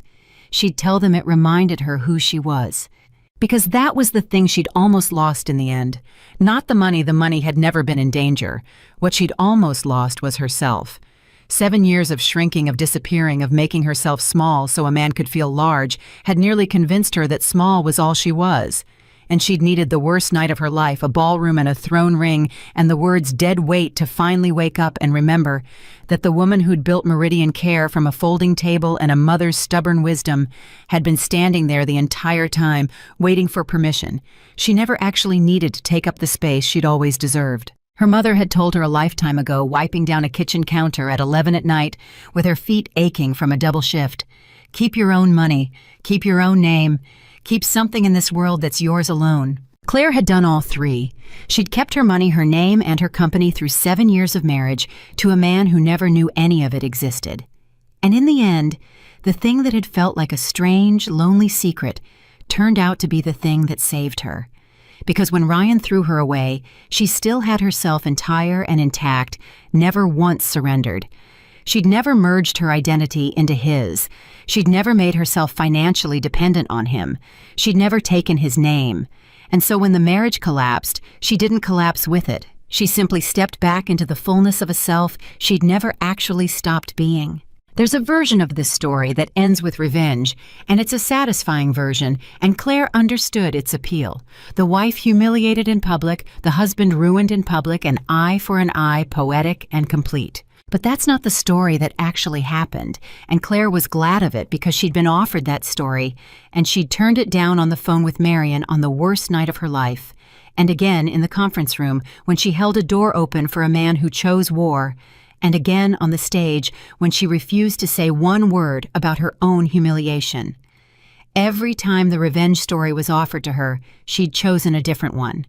She'd chosen the harder, quieter, better story, the one where a woman with power uses it to build instead of to break, to repair instead of to wound, to protect the 11 people who couldn't protect themselves instead of to destroy the one man who'd wronged her. And here is the thing that the revenge story never tells you, the thing Claire learned in the long, slow months of turning a rotten company into a healthy one in phone call after phone call to people who'd been told they didn't matter. Revenge would have kept Ryan at the center of her life. It would have made her whole story about him forever, the woman who got even with the man who wronged her, defined by him even in her triumph. And Claire had spent 7 years with that man at the center of her life already. She was done putting him there. The moment she chose repair over revenge was the moment she finally completely took her own life back, because it was the moment Ryan Carter stopped being the main character in a single one of her days. He thought he'd left an ordinary wife. He'd walked away from a woman who'd built an empire, and he never knew it until the day she stood on a stage and turned on the lights. But even that isn't the real ending. Because the real ending isn't about what Ryan lost. It's about what Claire found. She found that the divorce she'd thought was the end of her life was actually the beginning of it. She found that being underestimated her whole marriage had been in the end a kind of gift, because it meant that when everything fell apart, there was a whole self waiting underneath, undiminished, ready to rise. She found that the greatest power she had was never the money. It was the moment she stopped asking anyone's permission to be exactly as large as she'd always been. Claire Bennett had been called dead weight in front of the world. She had been called small and boring, and a woman who ran a little business from a spare room. She had been pitied on her way out the door of the marriage she'd paid for. And she had taken every one of those insults, every diminishment, every underestimation, and she had turned them into the foundation of the most powerful truth a person can ever learn. The person you underestimate the most is often the person quietly building a future you can't even imagine. And sometimes the moment you lose everything you thought defined you is the exact moment you finally discover who you truly are. Claire Bennett never made herself small again, not for anyone, not ever. And that far more than any fortune was the empire she'd been building all along.